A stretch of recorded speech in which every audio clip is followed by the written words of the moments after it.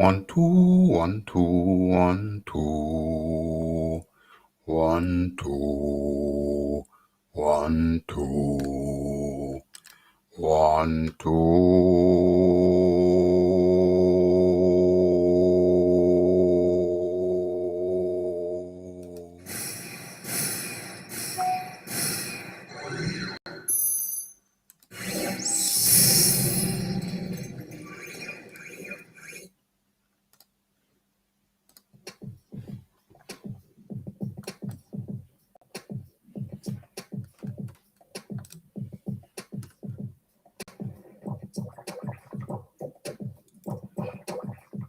I don't even want to speak.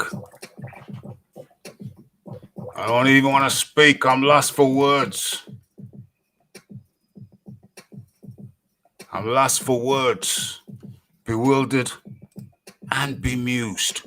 If you think the ref is bewildered and bemused, you must be out of your tiny mind.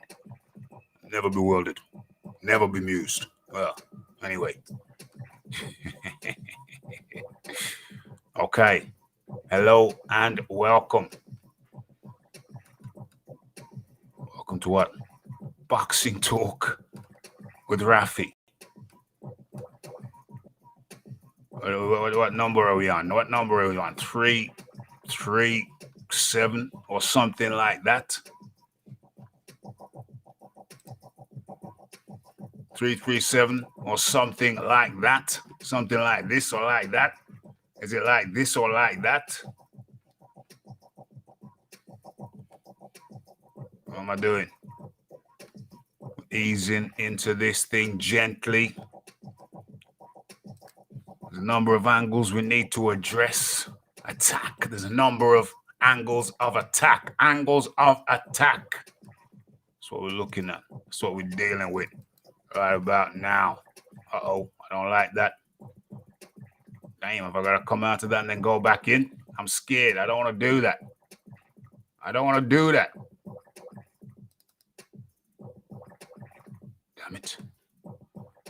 Damn it. Damn it. Damn it. Okay, well, we're going to have to do it that way. You don't even know what I'm talking about, but it's okay. All will become clear. All right, what are we doing now? What are we doing now? How are we going to do this? How are we going to do this? Where we at? Where we at? Where we at? All right. Oh, we're good. We're actually good. We're in good shape. Will it work? Is this, can I make it larger? What's going on? What's going on? What's going on? Damn, that don't look right. Let's do it that way. Huh. That's no good. Rafi's not happy with that. Okay. Oh, damn. Come on. Work with me. Work with me. Okay, what if I do that? Okay, what techniques can I employ?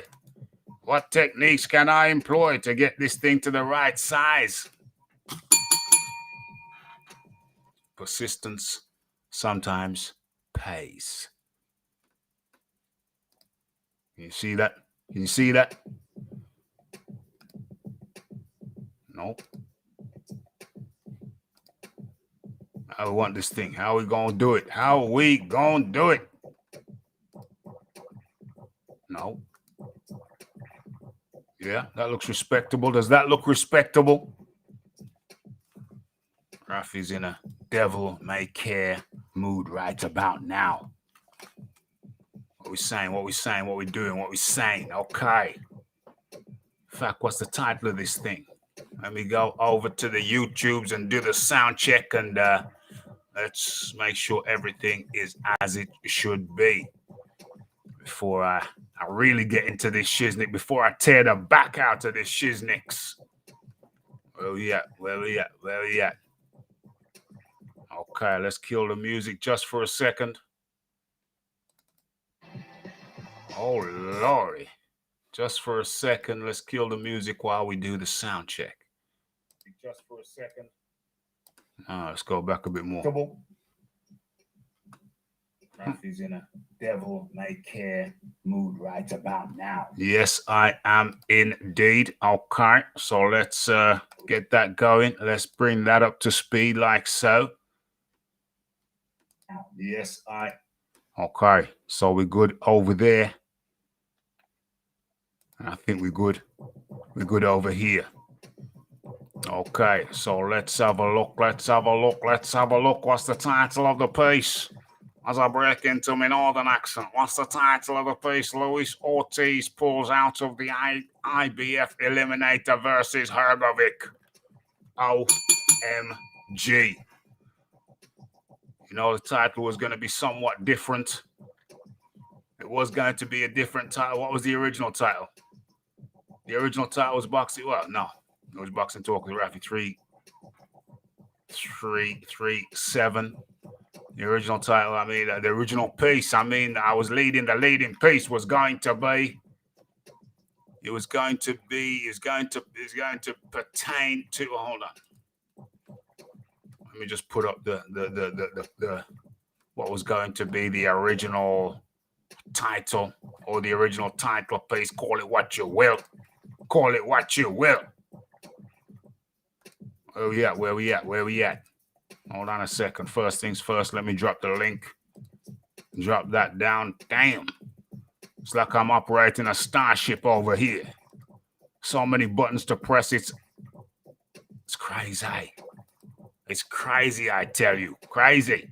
Okay, so our links in the chat. Who we got in here? Okay. Gonna get into the chat in a little bit, but first things first, I got to set the table. Rafi got to set the table. I don't know if you heard. I don't know if you heard. What's the word? What's the word? What's the word? Okay. So, Philip Hrgovic wants Luis Ortiz fight in March. Says it's time. What? Says it's time for retirement? Oh, he says it's time that he retires Luis Ortiz. Okay, so that was going to be the title piece. What did that change to? But, you know this boxing game. Shizzle changes up real quick, like. Real quick, like. Shizzle changes up real quick. Real quick. I think we got the Uncle Phil in, but he came in before the show started, so it ain't showing over here. Showing over on the YouTube, but not over here. Okay. I started 2022 on the Fury training regime. It's hard work 7 times a day. 7 times a day. OMG. And then the AJ Spay up in the building. Okay. Link in the, where is it? There it is. Link is in there, folks. So anytime anybody's ready to jump on in, feel free to jump on in. Feel free to jump on in. This is madness. Rafi is getting a bit heated. It's getting a bit heated. Okay, let me introduce the show properly to everybody. Okay, so this is the Boxing Talk with Rafi. For anybody who don't know, for anybody who's never been here before, it's the place where the good people come to talk boxing and the bad people are banished to a life of condemnation. I need Vincent Price. I need Vincent Price with that evil life up in here. Okay. So, Luis Ortiz. So that was supposed to be that was supposed to be the title, but breaking news, ladies and gentlemen, breaking news. Luis Ortiz has excused himself. He's excused himself from proceedings that he says no, I won't be doing that. I don't do that. No, I don't do that. No. So Shizzle has changed, and that happened mere what, 30 minutes, 45 minutes before I went live. I'm going to talk about Luis Ortiz kind of redeeming himself, giving himself a chance for redemption. And the next thing I know, I turn around and it becomes clear that Luis Ortiz ain't gonna do this thing. He ain't gonna jump in against Philip Hrgovic. Okay, so first things first, let me share my shizzle and fertilize the earth. Okay, let's do this.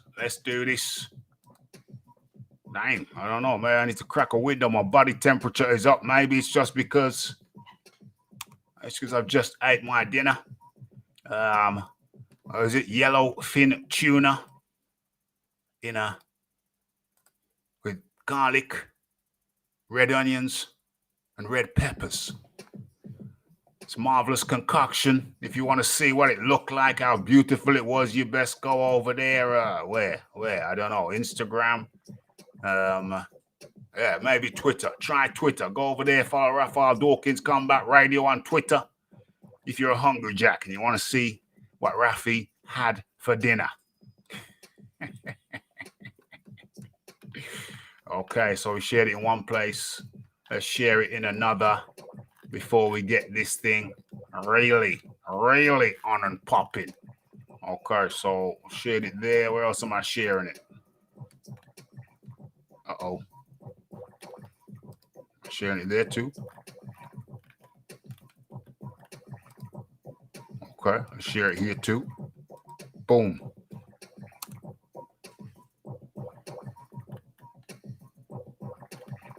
Where else am I sharing it?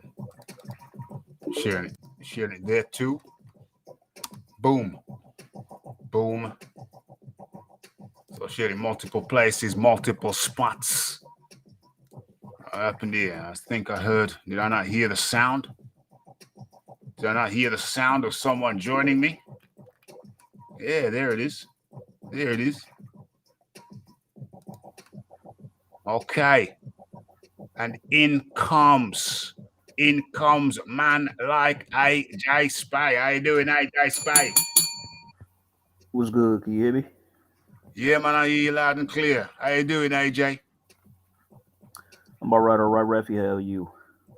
I'm good, man. I'm good. Let me just kill the music for a second. I think I need to calm myself down. I started the show and it was going to be the title you see, Philip Hrgovic versus Luis Ortiz, and maybe I should backtrack just a little bit, in case some people don't know. Philip Hrgovic and Luis Ortiz, they were going to be. Hold on, what's this here? Okay. What is this? Is this up to date? Okay, yeah, we're good. Okay, so they were going to be fighting. Luis Ortiz had just beat Martin. They were going to be fighting for the IBF Eliminator. They were going into an IBF Eliminator. The winner of the Eliminator would be the next IBF fighter challenger mandatory. The next IBF mandatory for whoever holds the crown. Right about now, it's Usyk. However, what happened is that Ortiz just let it be known, Ortiz's people has He turned it down. let it be known that he turned the damn thing down. Yeah. Turned the damn thing down. Not surprising to me. Not surprising at all. I kind of wasn't confident that he would take that fight. I was already saying before, before this happened that Hrgovic would beat Ortiz pretty soundly. Yeah. Get him out of there in a few rounds. So, and I'm not, paying attention to Hrgovic's last performance, despite the fact it wasn't being good. I mean, he wasn't really in with a good guy, so he probably wouldn't have got out of bed for that type of fight. But Ortiz, he will. You know what I mean? Yeah. And he'll make a statement against Ortiz, no doubt about it. So this just proves that he didn't. He don't want no Hrgovic problems either. He doesn't want another title shot. Because I think at this point, because even though he beat Charles Martin, he didn't look good doing it. I'm sure, as you all know. That's true. He didn't look good. Got dropped twice. His punch resistance was pretty much gone. Got wobbled. Got dropped a couple times, even once by a jab. So, he was on his way to losing that fight before he just landed that shot that stopped Martin in his tracks. So he would have lost, but he won. Yes, exactly. Yeah. If he hadn't won, he still would have lost. So. You know what Luis Ortiz thinks about your last statement, my friend? Well, you know what he thinks about your last statement? Well, I'm gonna show you. I'm gonna show you in pictorial form. Can you see that? Mm-hmm.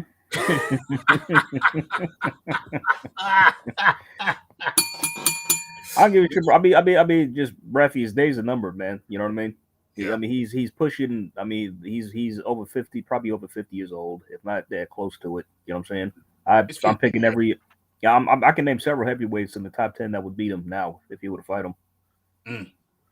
Give me 3. Talk about a Joe Joyce, a Dylan White, Andy Ruiz. I think he'd lose to him. You know, just and then you name them like a lot of guys would run right through this dude. Oh, what's going on here? Who's this? Is that Uncle Phil? Is that Uncle Phil? Uncle Phil. It's Uncle Ortiz. Uncle Ortiz. Uncle Hrgovic. Uncle Hrgovic. OMG. Let's have a quick look in the chat. I'll get to you, Pigeon, in a second. Let me just look in the chat. What's going on? Uncle Phil's there. Uncle Phil says, what is Ortiz retiring? That's just me. That's only me talking crap, to be fair. Okay, Pigeon. Self-admission, that's a good thing, my friend. Self-admission, self-awareness, Pigeon. That's a great thing. Indeed. Lady Chan up in the building. Good to have you. The Bronze Plumber. What's the Bronze Plumber saying? Parker is next in line. That'll give us a far better measure of how good Hrgovic actually is. Let's have a look. Aaron Daly up in the building. A Pigeon has flown in. Hello. Lady Shan up in here. Yeah, talk to me, Pigeon. Talk to me. Well, first of all, I want to make sure that everybody, I think we just made sure everybody knows. Pigeon. Hrgovic is the number 2 ranked in the IBF. Ortiz beating Martin. Was Martin number 1? Martin may have been number 1 because Ortiz is now number 1 in the IBF. Yeah. And it was. I think Martin was 2. Was he 2? Last time I checked. He may have been 2. But now, what's his name? What is that? What is that emblem right there? Can't see it. Oh, it's a heart. It's 3 hearts. 3 hearts. It's 3 hearts right there. But now, Ortiz has took himself out of contention. I'm going to pull the article up while, Pigeon, you give us your point of view on the matter. Let's go. Yeah, I watched the fight. I watched the Coffey fight against Rice. I knew that rematch would go the way it would. I watched the. Yo, Pigeon, do me a favor, my friend. Do me a favor. Let's just go to Ortiz. The Ortiz situation. Oh, okay. The Hrgovic situation. That's the first thing. That's the first topic. That's the first thing we want to get off. Did you watch the fight? Ortiz v Martin. If you didn't, that's not a problem.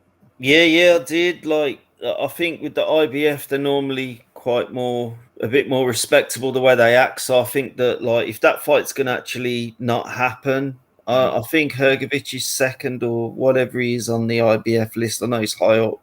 Yeah. He's number 3. Number 3. Yeah.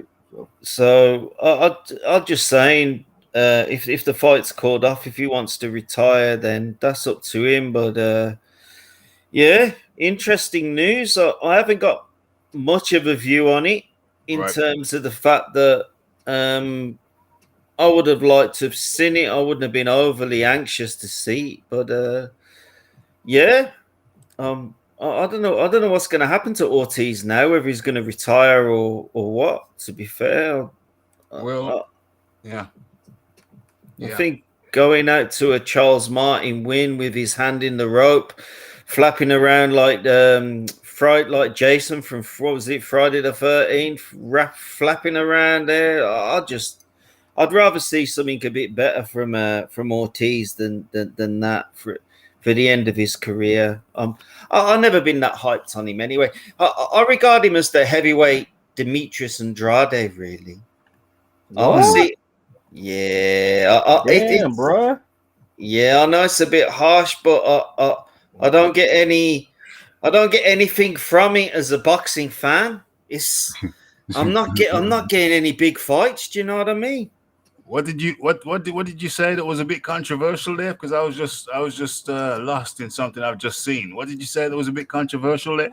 I said that basically Luis Ortiz is like not in terms of his resume or his boxing style, but it's a bit of a Demetrius Andrade thing. I'm not feeling it. I'm not feeling it. If I don't feel it, I'm not enjoying it. At least when I watch Chris Eubank Jr., I'm feeling it. When I watched the DeGale Eubank fight, I watched it on ITV and I was watching the breakdown. I was feeling it. When I watched the AJ fight, Dillian White, the first fight, I was feeling it. If I'm not feeling it in my bones, and I've got to be deadly serious with you, I'm not going to watch it.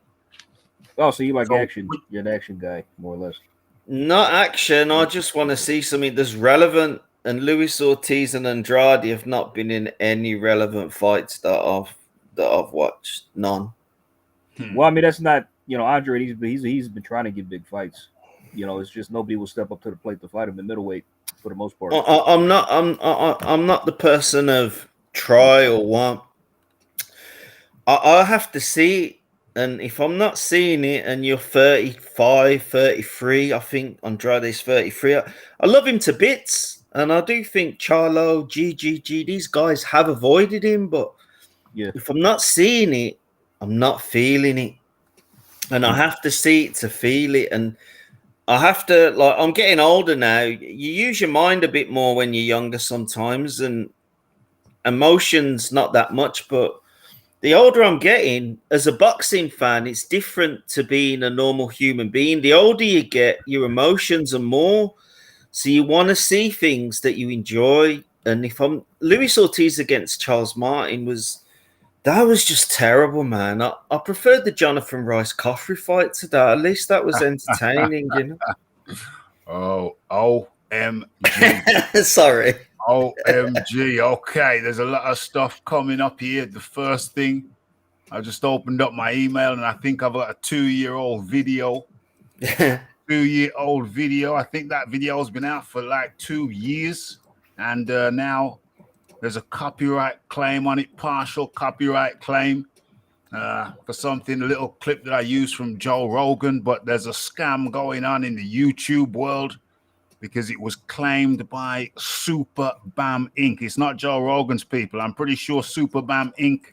is not affiliated with Joe Rogan. Let me just do a quick YouTube search. Let me do a quick search on Super Bam Inc. and find out who the hell these clowns are. Super Bam's mission is to help content owners, big and small, gain control and manage their IP and help them understand. Super Bam Inc. Remember that name. I'm going to research them later. I think there's some scammers. I think I know what the scam is. I'm not going to go into it here because I don't want to encourage fools like this. Super Bam Inc. I'll deal with that later.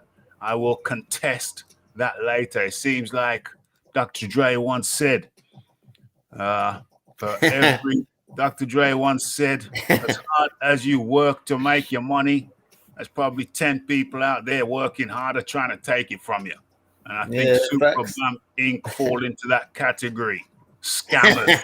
I could be wrong, but I ain't going to deal with it now. It's just that I've just seen it for the first time just now, so it took me by surprise. And as you know, as per usual, the Rafi going to fight the case.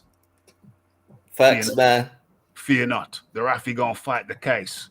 It's a minor thing. They're not claiming the total copyright ownership. They're claiming partial, but I think it's a scam, and I'm going to fight it. By Jove, I'm going to fight it. Okay.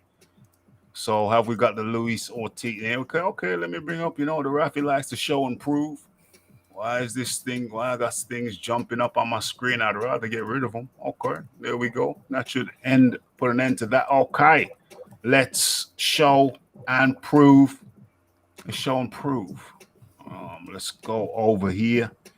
Let's share. Okay, let's share the shizzle. Let's bring it up so everybody can see for themselves. You see what I can see? Okay, let's bring that down. And Parker. Yep, Joseph Parker, ball's in your court now, man. Yeah. Luis Ortiz declines invitation for IBF Eliminator. Hrgovic awaits a next ordered opponent. Okay. So who's that next opponent going to be? Let's go through this. Let's have a little look. Joseph Parker, he's next. Ortiz looking very sweaty there. Looks like he's on the Starship Enterprise when the air conditioning failed. Oh shit! Oh my god! He looks like he's on there's a Starship Enterprise when they go into an atmosphere with no atmosphere. You know, and he's sweating his little. Sweating his nuts off. He's sweating his little hazelnuts off. Oh my god! He does look hella sweaty in this photo, man. Say that again, AJ. No, he does look hella sweaty in this photo, man. He looks kind of sweaty. He's sweating. I think people have figured out his age. He's actually 52, going on 53, and he's sweating bullets. Shit, Look at him. How old I am. Look at him. He's sweating bullets. Oh my god. Okay, Hrgovic has once again reached familiar ground. I don't want to read the whole of this nonsense. I just want to get to the pertinent points. Rafi wants to get to the pertinent point. It appears that Luis Ortiz just withdrew, said Nice Surland, Hrgovic's co-promoter. Looks like he just withdrew. Well, I just got to go. My pizza's just arrived. I'll be back. My pizza's just arrived. Hey, you better go and get that pizza. Have you paid for it yet? Not yet, no. Okay, my man, you better go and pay the pizza, man. Pay the pizza boy. And don't do what I've seen some ladies doing online. They go to the door in just their dressing gown and nothing else on. It's open. Don't do that, pigeon. Don't do that.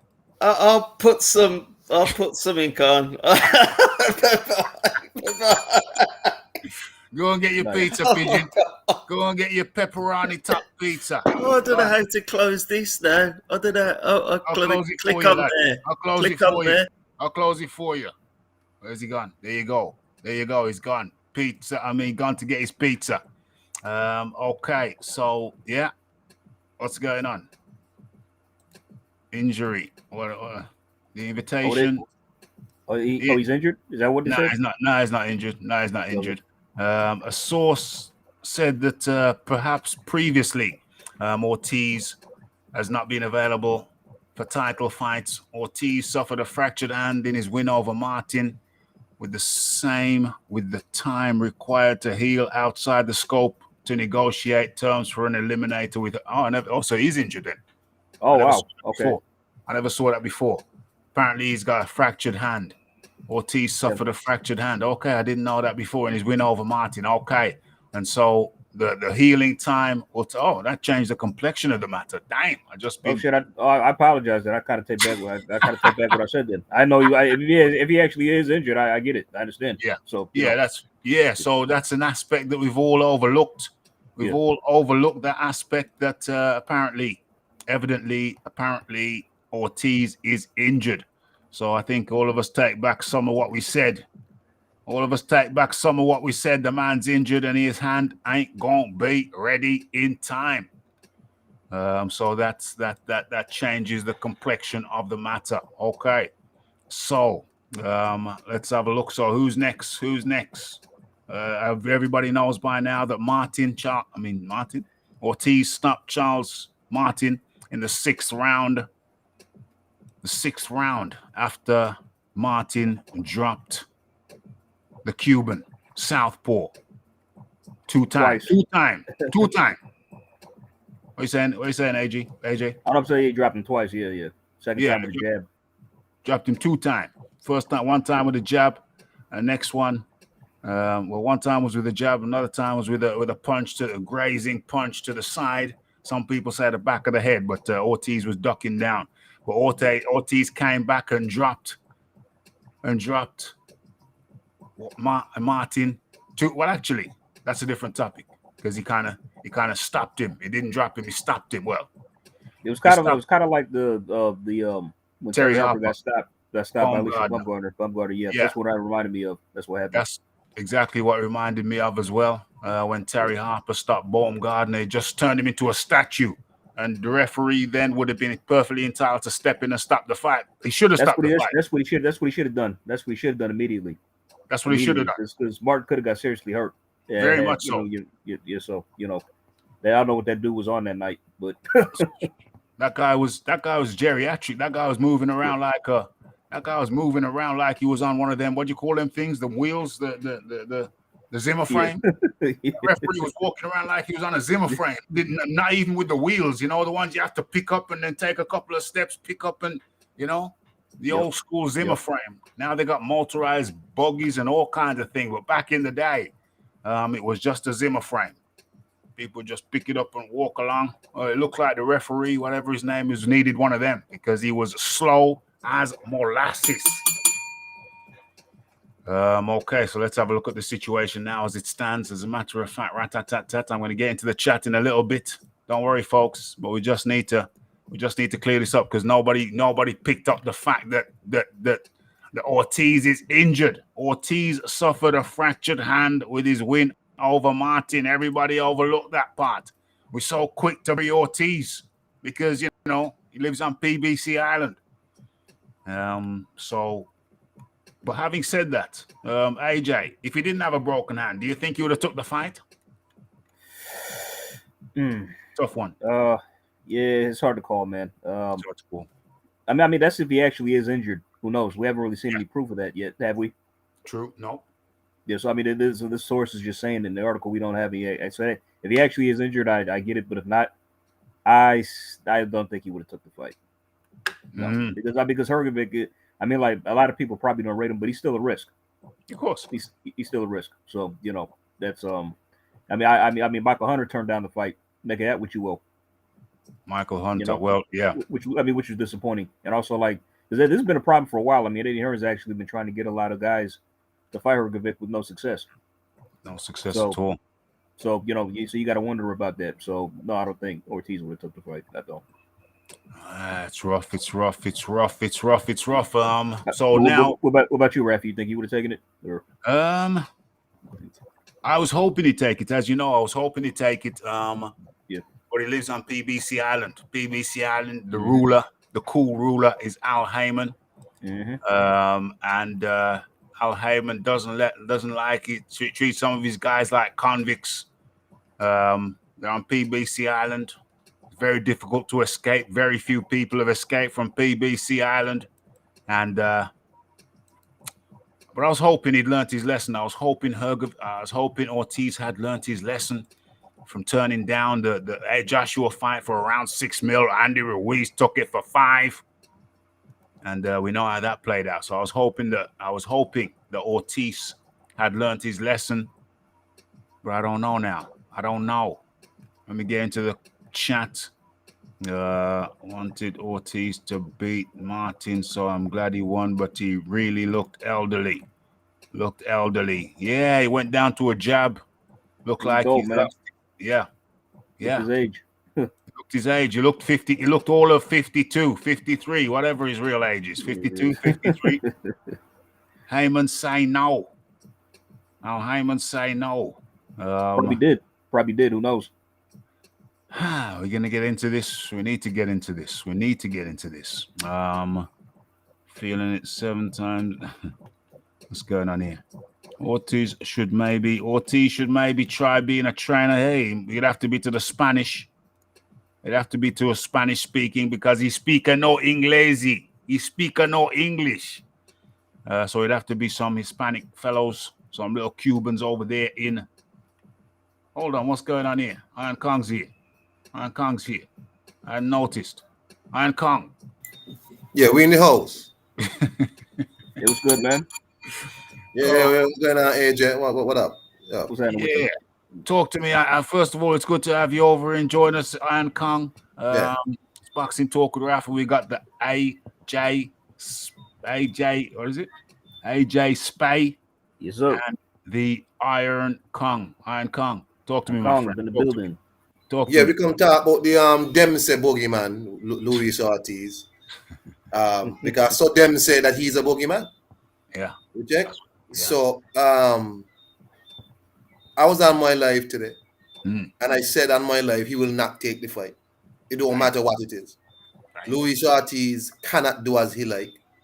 That was proven when he turned down career high money life-changing money against Anthony Joshua. Turned down that to get knocked out for less against Wilder in a second fight that nobody asked for. Mm. You understand me? Mm. Luis Ortiz have no control over his career. And that don't excuse him for nothing for all this ducking he's been doing. Let's not forget. This is the same man who turned down Dillian White's offer of a headliner in England, only to counter-offer Dillian White. Oh, but you could come fight me on Deontay Wilder Fury 1 on the card. And I'm like, this man is a madman. So when you hear people talk about how Dillian White turned down Luis Ortiz, no, Luis Ortiz turned down pay-per-view money, headliner at the O2. Why? Because he can't do as he like. They made him turn that down also to go fight Travis Kaufman on Wilder Fury 1. This man. I mean, Kong, it's like if you hear PBC fanatics tell Dylan White ducked Ortiz, that's what happened. No, but that's how they're gonna always, just like how they say, oh, Tevin Farmer turned down $2 million to fight Gervonta Davis, but they're not gonna say Gervonta was offered like $7 million. Offered that's 5 to 7 to fight him instead. You're right. Exactly. It's a counter. Yeah, they're not gonna say that out. They're not gonna say that though. Yeah, they're not gonna say that part. You check, but it's how them be. So the them say boogeyman Luis Ortiz, fracture hand, no fracture hand. That man wasn't gonna take this fight for nothing. He can't take the fight. You understand me? Can't take it. Them say boogeyman he be. Them say. So them say.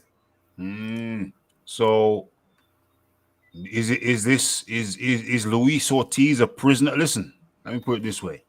I've got a hypothesis. I wonder if people can hear me. I've got a hypothesis.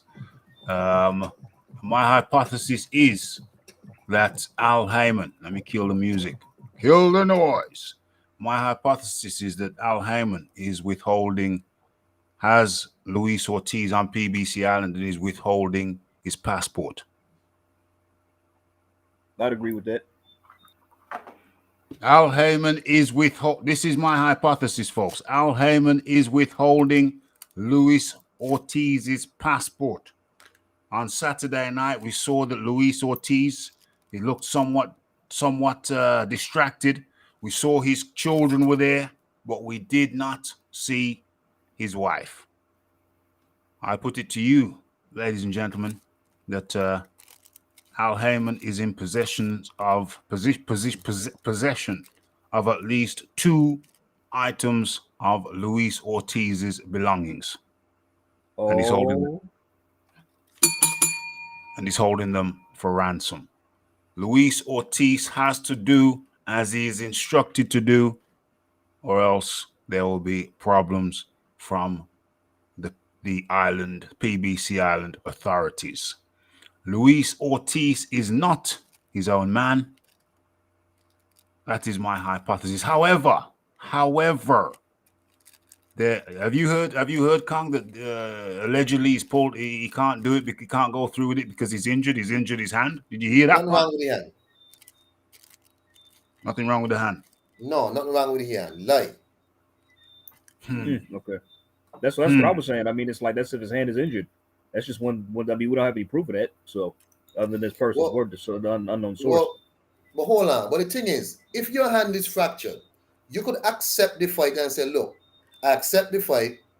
Obviously, the fight ain't gonna be tomorrow. The fight gonna be 3-4 months down the line. Yeah, obviously. Yeah. But how mash up your hand be so? Check it out. So you say, yeah, I accept the fight, but you got, let me heal up my hand first. No problem. All the IBF wants is for the deal to be agreed on, They ain't say when the fight got to take place. So if you tell Eddie Hearn and Callum and look, my hand is fractured, I accept the fight, you have to let me heal and then give me time for training camp. Yeah. Boom. Fight's agreed. That's all there is to it. Yes. I agree. But to just outright reject the fight just like that, you lie. Yeah. Yeah, because if he wanted the fight, he would just say, you just do what you just said. He'd say, listen, I'll accept the fight, but the earliest time that I can actually fight would be 4-5 months from now. I don't know if that's acceptable. So what they're gonna do is they're gonna move along to the next man down, and that man, AJ Spay, looks to be Joseph Parker. Yes, sir. Talk to me. Joseph Parker versus Hrgovic? I like the fight. I see it as a the 50-50 fight. More so, I give an edge to Parker just because he's been in there with the better names, better resume. And he I mean even though he still lacks that kind of that killer instinct. I liked his performance in the Chisora rematch. He won that more decisively, I believe, even though he could have stopped Chisora several times, I thought. But, he won it decisively, very, very more dominant than the first fight. So, based on that performance, I think he could beat Hrgovic. And if Ortiz turned out, he takes the fight, and just because I still think it's a good fight on paper. I think Parker could beat him. Iron Kong, Hrgovic v Parker. Since Luis Ortiz has dropped out, it looks like much better fight. Okay. Much better fight. Young, freshman, former world champion. And to Dan ZB in the chat. Luis Ortiz and Philip Hrgovic got the same amount of big fights. None. Luis Ortiz ain't beat nobody in his career. Not a body. He ain't got no big fights. You understand me? So I don't want to hear none of that.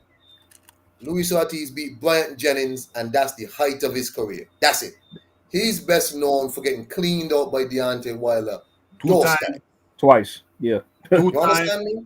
So I don't want to hear none of them kind of meat shield talk there. All of a sudden, y'all jumping in front of Luis. So leave King Kong alone. Don't talk about King Kong like this man who he and Charles Martin said before they fought, everybody ducking us. Nobody wants to fight us. So we're going to just fight each other. What? What are we talking about? Them say Boogeyman to be them say Boogeyman. So them say. It's I was disappointed. Who did you think was going to win Hrgovic versus Ortiz v Hrgovic? Who do you think was going to win that fight? AJ Spay. I was picking Hrgovic to win. I was picking Hrgovic to stop Ortiz. By what percentage? What percentage? Your decision? What percentage I did, just how I see it going, like a 50-50, something like that, or 80-20 in Hrgovic's favor. Okay. Iron Kong, who did you see winning the fight, Hrgovic v Ortiz, and what percentage? Iron Kong, can you hear me? Hey, I'm here. Sorry, my stuff was giving some issue. It froze up. What's up? Yeah. So So who did you have winning the? Who did you see winning the Hrgovic v Ortiz fight by what percentage? Hrgovic by a mile. Even though I don't think Hrgovic looked like nothing special, I don't rate Luis Ortiz like that. I mean, he got decent skill, but Luis Ortiz ain't a killer. But I got Hrgovic by a mile. I mean, if this man game pieced up by Charles Martin, Hrgovic have a much stronger jab than Charles Martin. So I look here, man. Luis Ortiz, it's cool. You stay on PBC, and they're gonna probably use him for his last little bit against Ruiz or somebody. Yeah. Then use him for his last little bit, and then send him anyway or whatever. All this talk about he gonna get he wants to fight all the guys in the way of the championship. You have a one fight to fight, and you get a title shot. You said no. Joke business. How this was a IBF Eliminator is just a mystery to me. Like, exactly. I don't know what was going on there. I mean, like, at first I'd heard rumors, but then it confirmed, like, on the bright, it wasn't like, how the fuck is this an IBF Eliminator? Like, what have these guys done in the last 1 to 2 years to get a title shot? Who would they beat? That's what I was wondering. Like that, Our Kyle said it's some joke business, man. What is the IBF thinking? What is going on? Like, are they like now? Should they be watched now as a sanctioning body that bends the rules or something? Yeah. They're like the WBC and the WBA. In defense of the IBF, they were in a tricky spot because they were looking for someone to fight Hrgovic, and everybody was dropping out. So they were trying to simplify it by like just giving these two guys, making this an eliminator for them more or less. They got to get somebody. They had to get somebody. So that was a waste of time because now the guy who won it doesn't want to fight. so why make it an eliminator in the first place? You know what I'm saying? Well, they didn't know he was going to drop out like that. They were thinking like me. They thought, listen, Ortiz has learned his lesson now. He's learned that he dropped out against Joshua for 6 mil. Ruiz took it for 5. I thought he'd learned his lesson and he was going to dare to be great. But it seemed like I don't know who's making the decisions. And at this point, I really don't care. All we know is the bottom line. And the bottom line is that Luis Ortiz never takes a fight outside of the WBC off PBC Island. Because Cox said it best. Honestly, I think like Ortiz's next fight is probably going to be against Andy Ruiz. I can see them doing that. Ortiz's next fight is probably going to be against Alzheimer's. That was a bad joke on my part. I apologize for anyone of a sensitive disposition. No, you good. Yeah, that was funny. But yeah, but they'll probably put him in Ruiz next. Is my guess because I think they were already in talks before he fought Areola. So what's going to happen now? Sorry, folks, I'm not ignoring the chat. You're going to have to. I'm sure you're all reading it. I'm just involved. I'm just deep in this conversation over here. You know what I'm saying? So it's hard to. I do believe that brittle bones can strike at any age, where it's more common in older people, and we know that Ortiz does qualify as an older person. What we're saying here, even if he didn't have a broken hand, would he have made the excuse he had a broken? You know what? Is it appropriate that do we need to see the scan like we did for Dillian White? People didn't believe until they saw the scan from the medical scan. Do we need to see Ortiz's scan? Yeah, I mean, if the PBC fans were saying we had to see it from Dillian White, then yeah, we need to see it from Ortiz. Then let's make it fair. Keep the same energy. Yeah. They wanted to see. They want to make demands of Dillian White like that. Oh, you got to give us proof. Okay, fine. We need to see proof from Ortiz. Then let's have it both ways. Let's have it both ways. We want to see Luis Ortiz's proof. We want to see the scan of the hand. Iron Khan. We want to see the scan of the hand. Then if we don't see it, well, then we know what it is, don't we? We know what it is. Let it them say boogeyman.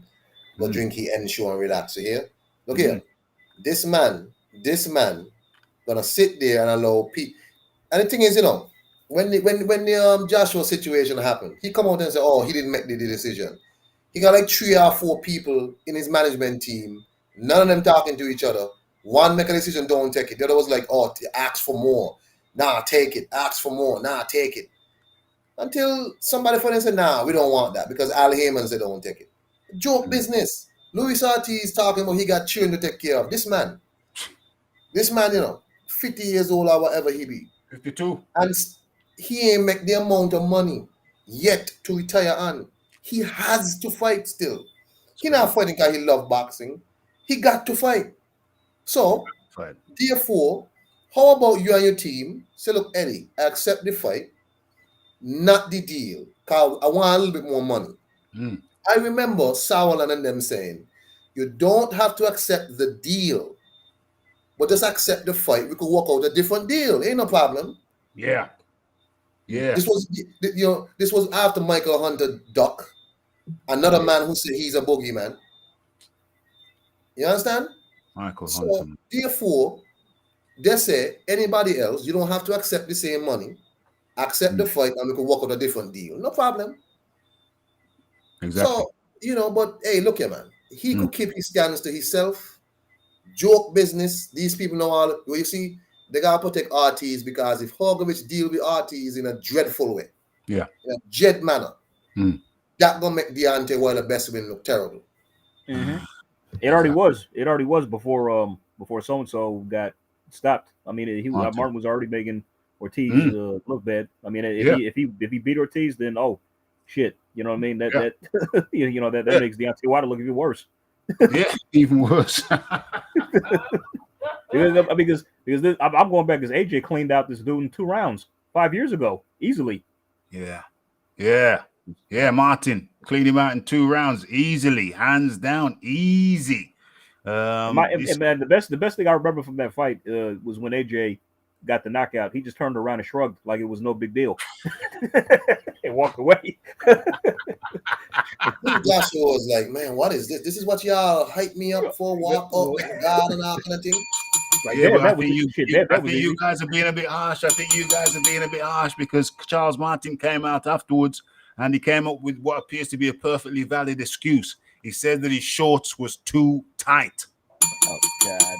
Well, didn't you hear the other interview I had played on my channel when he said he actually kind of sold his belt because some things were happening and whatever. So he was like, man, just shut up, man. Rafi, I'll send you the interview he did with some dude in a backyard somewhere. Y'all remember? He walks the earth like a god. That's him. Y'all remember that? Yeah, Send me the interview via Twitter. Anybody who's not following me on Twitter, that's on you because some good things happen over there. So send me that on Twitter if you don't mind. No problem. I'll look for it now, the king. Much appreciated. I'm not going to play it on the show though, so it's no urgency. It's no urgency whatsoever. No, it's cool. No, I hear still I'm listening to you. Yeah, that's good, man. That's good. Uncle Phil, Aaron Daly. Where's the music? Let me bring the music back in. Waste of time. Backing a fight to that one. Anyway, you can read that for yourself up there. The prudent man is up in the building. G, the PT, Philip Carl Roberts, the Lady Chan, as you know. Lady Chan had it 70-30 in favor of Hrgovic. Don ZB, he got knocked down by a jab. Demolished by a jab. That's pretty alarming when you get dropped by jabs. It's pretty alarming when you're getting jabbed by jabs. I got to admit that. Ortiz may be older than we suspect he is. What's this here? Malcolm Marcel up in the building. Yeah. I mean, so what? I mean, can we take? You see, I wish you didn't come out with the injury excuse. I wish you just said no. I'm perfectly fine. I just don't want to fight the guy. Now it's confused. Now he's muddied the water. Let me kill this damn music. I can't hear myself think. Now he's muddied the water. And he's still giving himself a way out. You know, we can still say, well, I would have took the fight. But listen, the man's on PBC Island. I think Al Heyman has got his passport. He's holding his passport hostage. I haven't seen his wife in it for a little while. I'm worried about Ortiz's missus. Maybe she's on the island in a tower. Maybe Al Heyman is keeping her hostage.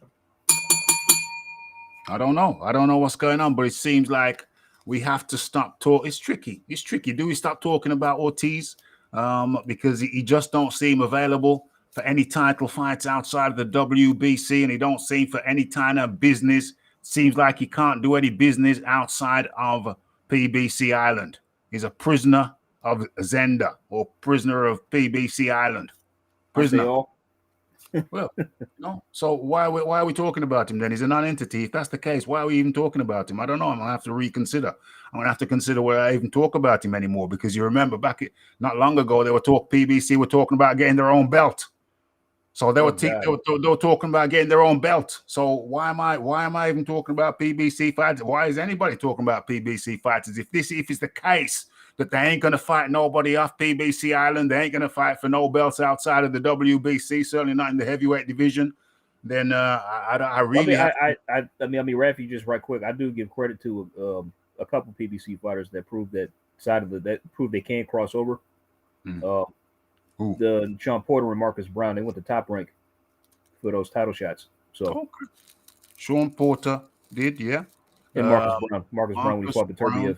Okay. Last month. Yeah, so. Yeah. Okay. We give them, and they both lost. So I was saying, you see what happens? When you come off the island? You see what happens when you come off the island? It's like one of them old sci-fi. It's like one of them old sci-fi films you used to watch. Logan. You remember Logan's Run? You remember that? Logan's Run? Some of them sci-fi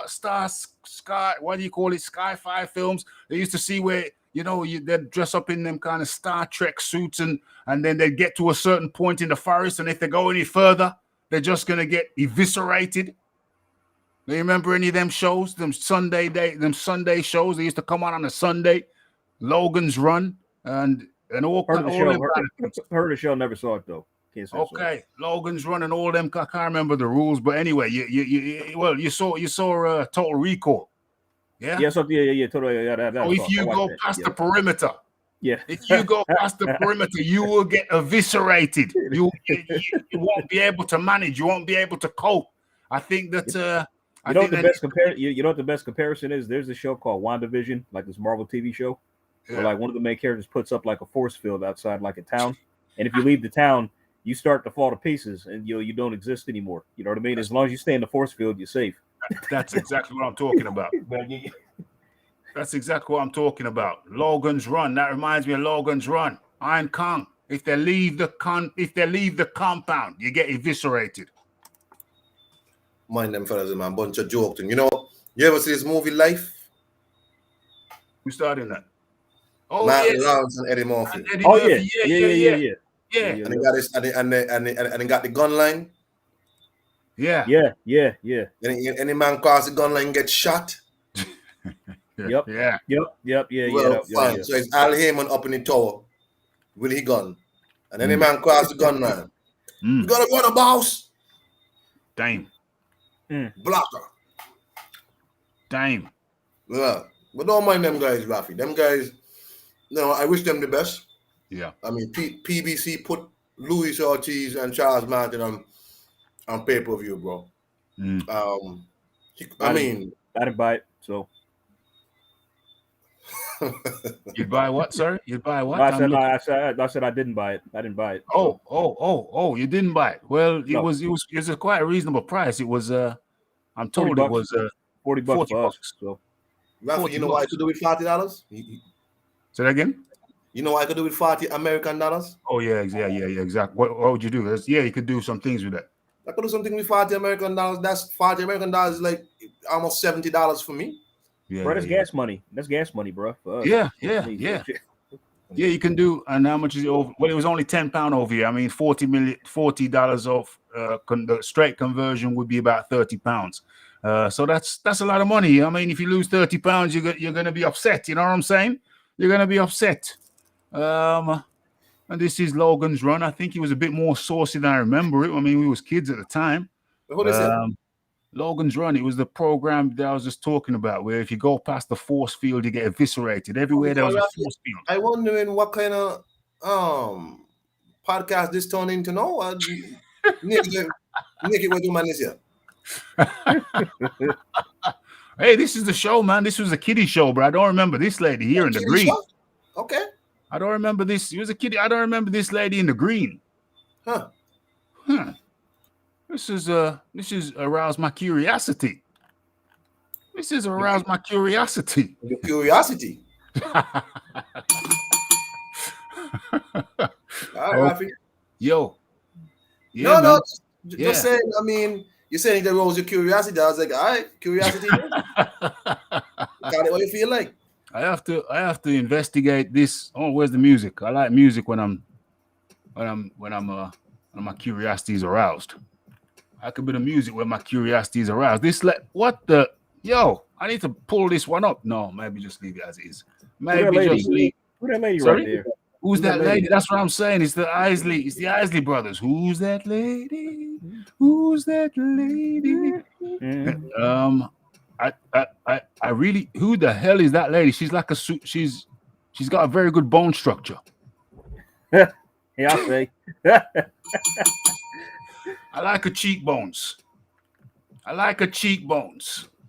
Let me go to another one. I need to remind myself to come back to this one.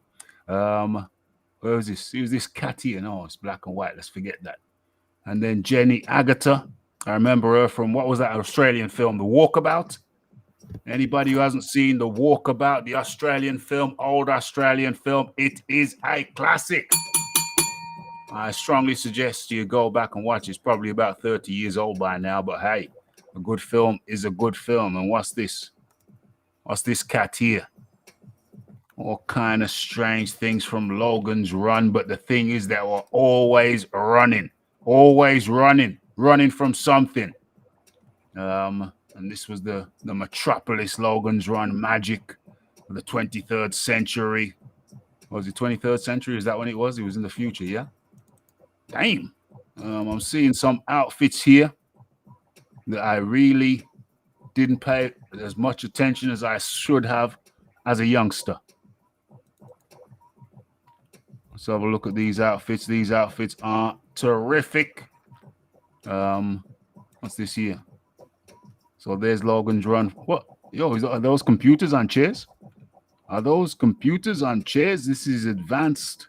There weren't computers that small. Computers that small didn't exist back then when they was making this thing. So obviously it's in the future, but they didn't see laptops, did they? They didn't think about a laptop. They thought that was going to be the size of a computer right about now, or they say it's in the 21st century. So they didn't know about laptops. They had no idea. Who's that? Jenny Agutter? Look at this. Logan's run. Damn. We need to see the reruns. We need to see the reruns. Logan's run. Okay. And I must confess, I was quite partial to Jenny Agutter in my childhood. Okay. We need to come out of that now. People furiously trying to find old episodes of Logan's run. That's it. You go past a certain point and you get chewed up. Look at my man there being ravaged and savaged. Okay. OMG. Yeah, they weren't romping with Logan's run. They were not romping. There she is again. Lordy, lordy. We like to party. Okay. So, no, it. Yeah, the Walkabout Bar is on Broad Street. Yeah, we're talking about the film, though, brother. Okay. Oh, what's that? I showed the wrong thing. Okay. Starring Michael York, indeed. I did walkabout for my A-levels a million years ago. Leave her on. Okay, let's get out of that. Seen it. What's going on? I watched that crazy thing. It was way back in the day. Okay, so let's come out of all of that.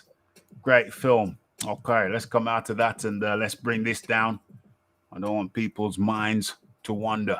I think I'll keep that tab open for further research and investigation. Okay.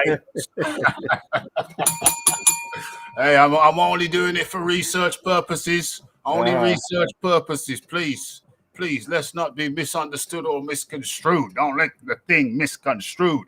Okay, so that's Luis Ortiz. Let me bring him back up on the screen. He's an absolute letdown. I thought we were going to see something.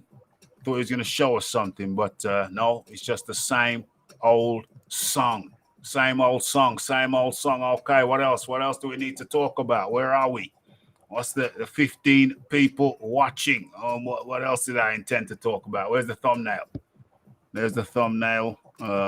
Doesn't help me much. It's just got a chess piece on there. Okay, so AJ Spay, what fight did you enjoy? Oh, you didn't buy it. No, I still saw the card. I still saw the card. So yeah. You want to talk about Jonathan Rice? You want to talk about Jonathan Rice and Michael Polite Coffee? I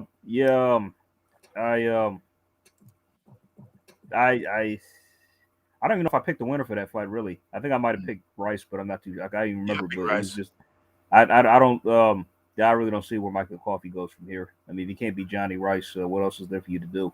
Yeah, you know what I mean. I think at this point, Rice has just got his number. You know what I'm saying? Yeah.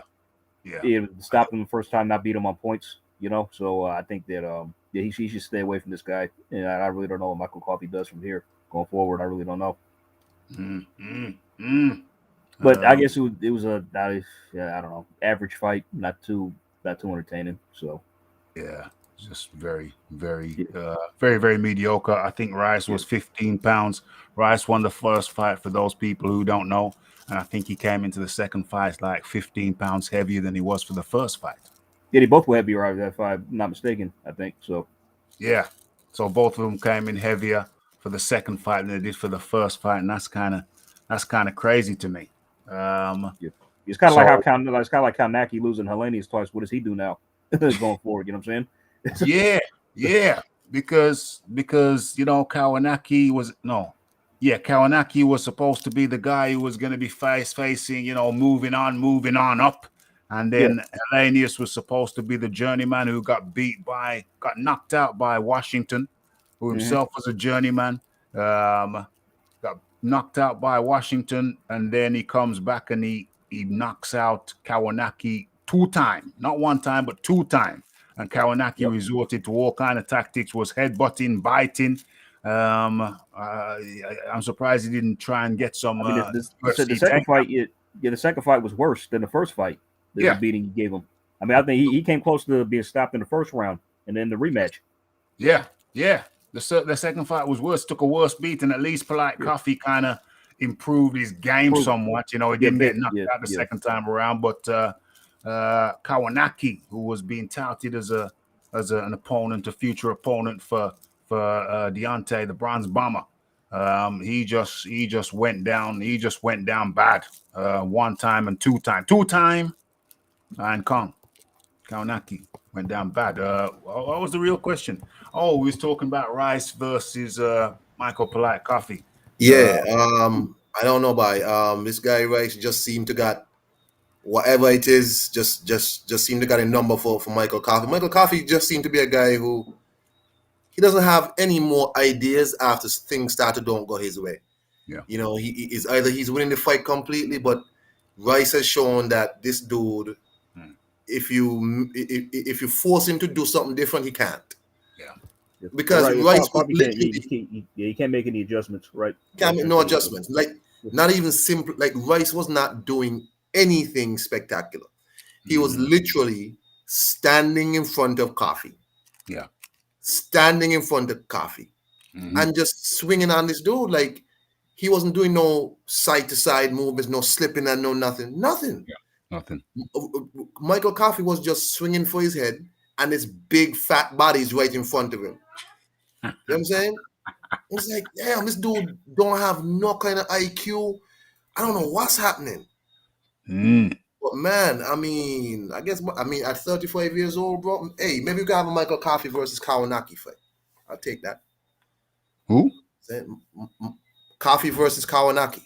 Coffee versus Kawanaki. Well, it's gonna have to be Rice, isn't it? Rice now, because Rice won the fight, so we want to see what Rice can do. Both these guys are coming off of 2 back-to-back losses, Coffee and Rice, and Coffee and Kawanaki.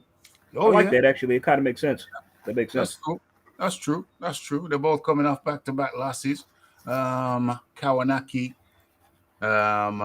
Coffee. Coffee is just a big guy, big, strong guy. But, heavyweight boxing, it's a little bit more than that. It's a little bit more than being a big, strong guy. You need some skill, at least. So you need a modicum of skill. I'm okay. We're not in the most skilled era. I'll accept that, but you still need a modicum of boxing skill. I'm afraid to say.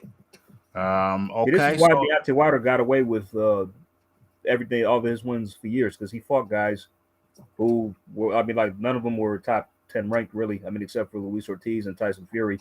Yeah. At the time, you want to make an exception of Stervander, who was the champ, but other than those guys, who he beat, and when he came up against Tyson Fury, i.e., he lost arguably 3 times, twice in two times in devastating fashion, got destroyed. In the first fight, he drew with him, so it's like then he fought nobody else, like Dylan White, Joshua, no one else. That's true. Actually, in retrospect, I think if he fought those guys, he'd have lost to them too. Ooh, Wilder? Yeah, I believe so. Totally. I totally think so. I thought so at the time, though. You know what I'm saying? I thought. Yeah. Look at Dillian White. His resume, the consistent quality of his opponents is greater than that of Wilder.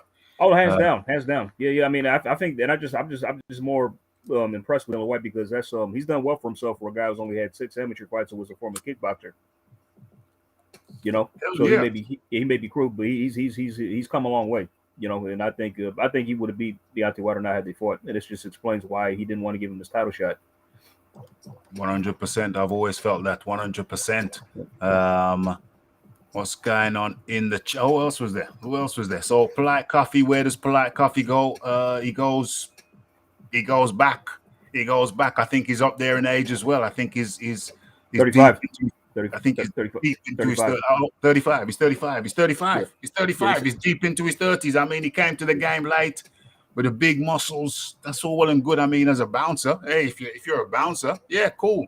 But as a professional boxer, their muscles. Wait, I mean, he was a former Marine as well. Oh, so. he was a Marine.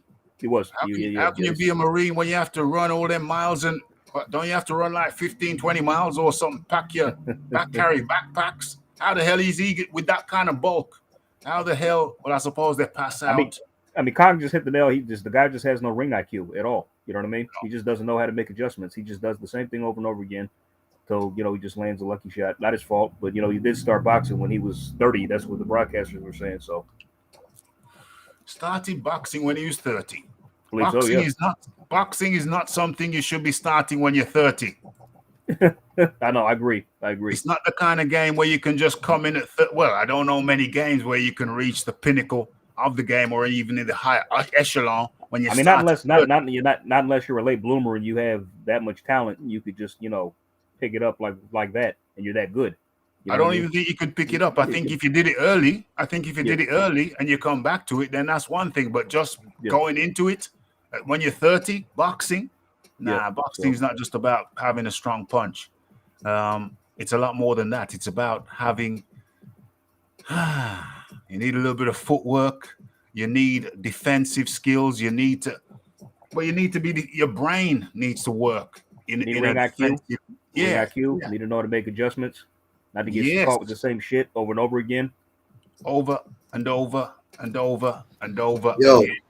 It was just a straight 1-2, 1-2, 1-2 all night. I'm like, bro, just like, man, you either you're not following your corner's instructions or you just stupid. You know what I mean? You don't know. The man is hitting you the same combination all night. I don't know. It's crazy to me. It's crazy to me when I was talking about the man started late. Leo, boxing is not something you start late, my friend. If you did it when he was young and then you did a smattering of it here and there over the years and then you finally commit to it at 30, well, that's one thing. That's still bad. But just coming to it when you're 30, in fact, I think I saw an interview. With him about a year or two ago when he's talking about how he just come into it and he was all buff and heavy. Has that man been lifting weights all his time and getting all heavy and buff and stuff? It don't work in boxing. It don't work like that, or in fighting in general. Agility and speed are more important than bulk. In fact, all that bulk I think works against him. Mm-hmm. All that bulk works against him. It ain't a positive. Not in boxing. I don't think so, not at all. Especially when you come into the game late. If you're in the game from your teens and then you got bulky over the years whilst doing boxing, that's one thing. But coming to boxing all bulky, nah. What we got here? Yes. Okay. Sup, Rafi and panel. Tone up in the building, supporting. Well, everybody's supporting. Everybody's here supporting, but we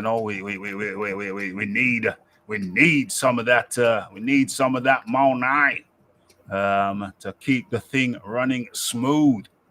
What's going on here? They run 20 miles to shut someone from 2,000 meters away with about 7,000 guns. Uncle Phil, aka the Pigeon, coming with the jokes. Did anyone enjoy? Oh, what a nice segue. Aaron Daly with the segue. Did anyone enjoy the exciting barn burner that was Hamer versus Sanchez? Iron Kong, you want to go first on that one? No, man, I didn't watch that there. Neither did I. No, man, I didn't watch. Listen, look, man. I did not stay up to. I watched one fight. I watched the Rice versus Coffee fight, and then I was like, I'm not watching no Frank Sanchez. I'm not going to watch Frank Sanchez fight, and it was everything I thought it would be. Lackluster. People were not impressed. I don't know. Frank Sanchez is a guy who is like hot and cold because he pieced up Efe. Yeah. Then comes back to do this. Ha. So it's like, I don't know. Well, that's why I'm not high on Sanchez like a lot of people. I'm not high on him. I'm not high on him because ultimately, go on, AJ. Oh no, I'm sorry to interrupt. I was just saying you have Canelo telling this guy's going to be a heavyweight champion one day. Who could he beat? Well, okay, he could beat Charles Martin. Okay, he can beat Charles Martin. I think he can beat Luis Ortiz too at this stage. I believe. Yes. But there's a Cuban connection, so they say they're friends. The Cubans, Cuban friends, and so they ain't gonna meet. But he could beat Charles Martin. He could beat Ortiz. Who else could he beat is Ortiz in the top 10? Yeah, they always have him in the top 10. Let me pull up the Ring Magazine top 10. I don't want to shut down Logan's run. I don't want to shut. In fact, I can come back to that. I hope I remember. I think I will remember. But let's have a look. I did watch the fight though. Wish I hadn't. To be honest. Yeah, tell me about the fight. Tell me about the fight. I heard that it was kind of lackluster. Yeah, more or less what you'd expect from Sanchez. I mean, yeah, it's a concept of best. He just goes in there to do this. I mean, it's like, with Tony's review, shout out to him. He gave a perfect review of the fight in his post-fight video. He was saying, like, Sanchez would hit, move away, hit, move away, hit, move away, hit, move away, hit. That's funny. Yeah, more or less. I mean, but that was actually another good fight in the undercard too. We got a young lightweight by the name of Frank Martin versus Hrgovic.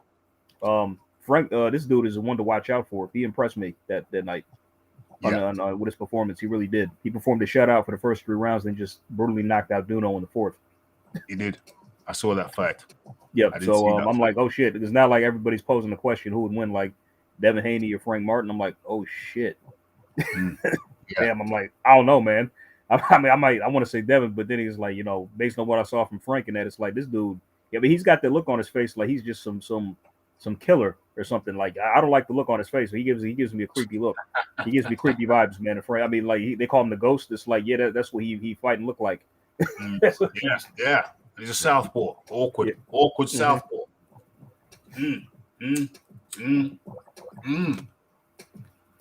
Okay, so we're looking at the heavyweights. We're looking at the heavyweight division. I don't know if that's even clear for you.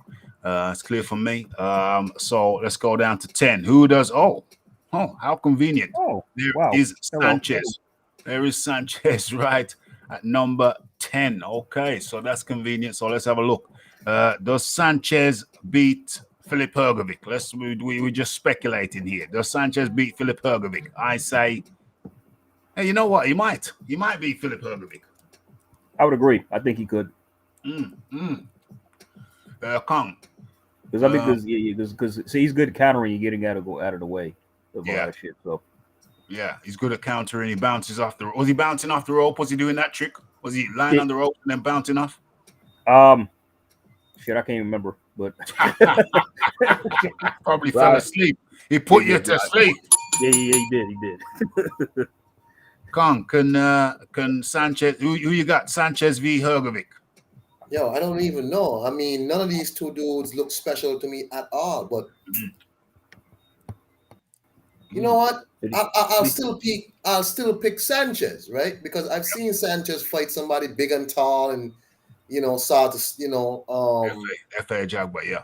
FA. I've seen Sanchez stop somebody, and I think Filip Hrgovic is just not that special. I think Sanchez beats Filip Hrgovic. That's just my opinion.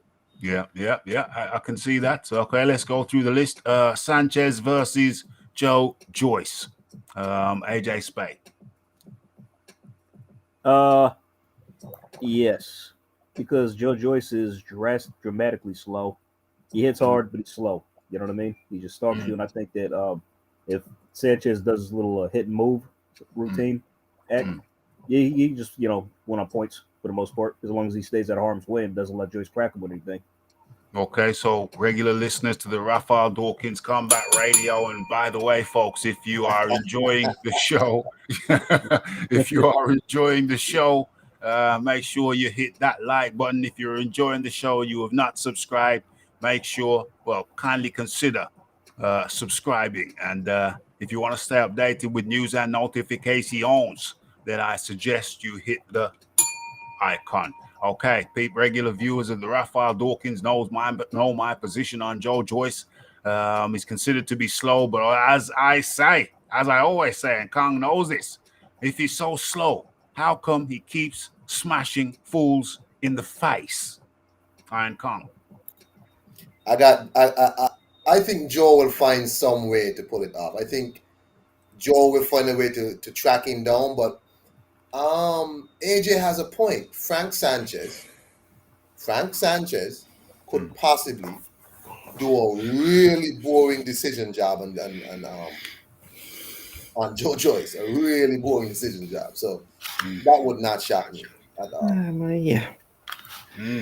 Who's that? Who's the heavy breather? Is that you, Pigeon? That's me. Hello there. Pigeon. It's the Pigeon. Okay, Pigeon. Where's the graphic? You can see the graphic. Sanchez versus Joe Joyce. Who you got? Yeah, this is a good one, to be fair. Wow. And you guys were mentioning Joe Joyce, not Joe Joyce, Hrgovic against Sanchez. This is just, there's too many permutations, there's too many drips, there's too many. It's like you know, when you get to the caves as a kid, there's these icicles that come down the wall. It's like the Cheddar Cave icicles. There's about 50,000 different fights.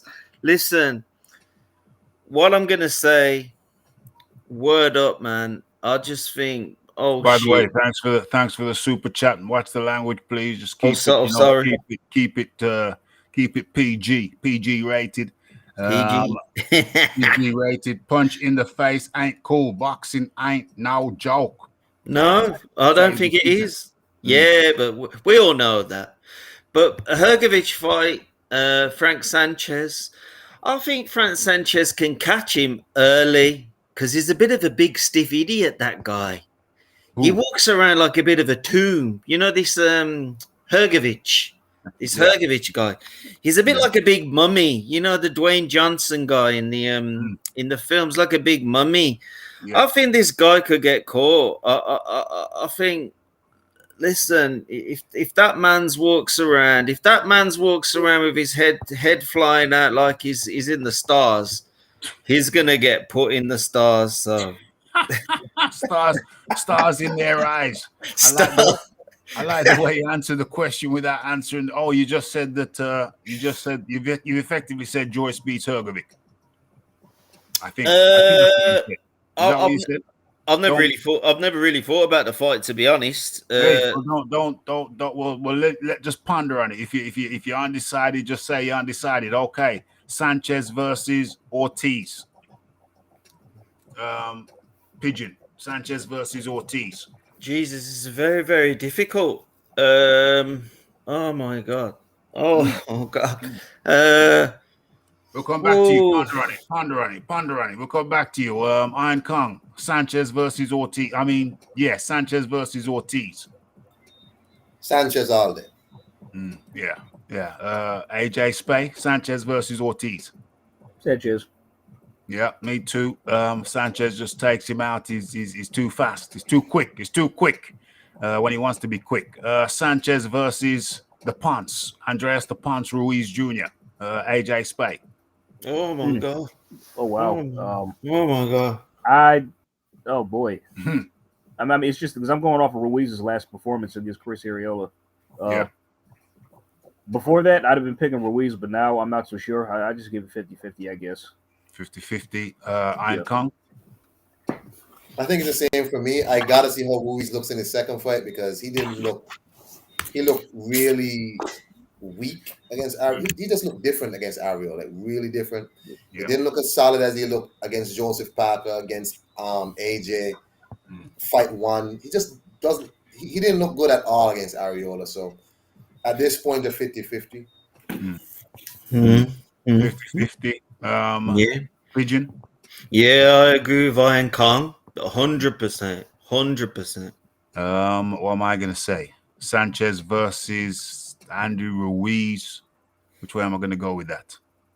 It's gonna be points. It's gonna go to points. Sanchez is gonna be moving away from Ruiz's. But you see, you got two counter punches. We got two counter punches. You know what? That could be a very, very interesting fight. It could be. Goes to points. I think you need to have applied continuous pressure against Ruiz, and Sanchez ain't about continuous pressure. So how do I see it? Okay, I'm going points Ruiz. But having said that, Sanchez is good at not getting hit. So how is Ruiz gonna accumulate points? OMG. That's a tough one. Okay, Sanchez versus Joseph Parker. That's you. It's you, Pigeon. It's on you. Oh God. Holy crap. Oh my God. Ooh, I don't know. I'm gonna wait. Yeah, wait and see. Wait and see. Iron Kong, Sanchez versus Joseph Parker. I got Parker. Why? How? I got Parker because at the very least he's shown a little bit. He's shown that he has the ability to be aggressive, and I've always said he has talent. The guy just seemed like he don't have the vibes about him to be a fighter. But that last fight, he got a little bit of a stink on him right now. I got Joseph Parker. Okay. AJ Spay. Yeah, I'm gonna go with Parker. The same reasons Iron Kong stated, and also I think he's just more proven at heavyweight with his resume. Yeah. He's more proven. He's the more proven of the two, and I think he's in the fight more. I don't like Sanchez. I didn't see his last fight, but I from what I've seen of him, I was gonna say I don't like his defensive style. But if you're a boxer, his defensive style is very sensible. You keep more brain cells. Personally, as a spectacle, no, I don't enjoy Frank Sanchez. So I too will go with Joseph Parker on points because I don't think Joseph Parker, you can say what you like about Joseph Parker, but he does have a sturdy chin. So I'll go with Parker. I'll go with Parker on that. I think it's Frank Sanchez versus Dillian White. I think Dillian White outworks him. I think Dillian White hits him. I think Dillian White puts pressure on him. I think Dillian White employs some kind of brawling style. When he goes to the rope, he'll brawl with him. He'll tie him up and get some hooks off on him. So I pick Dillian White. Pigeon. I think he's gonna have him. I think that fight. Listen, the Christian Hammer fight. What was that? I think it was a unanimous decision. There was some other fucking dubious. I watched the Ajagba fight, but that was a long time ago. So listen, 5 months. Listen here, bro. Listen here, man. I'm going straight up. Dillian White KOing that man into the next city, bruh.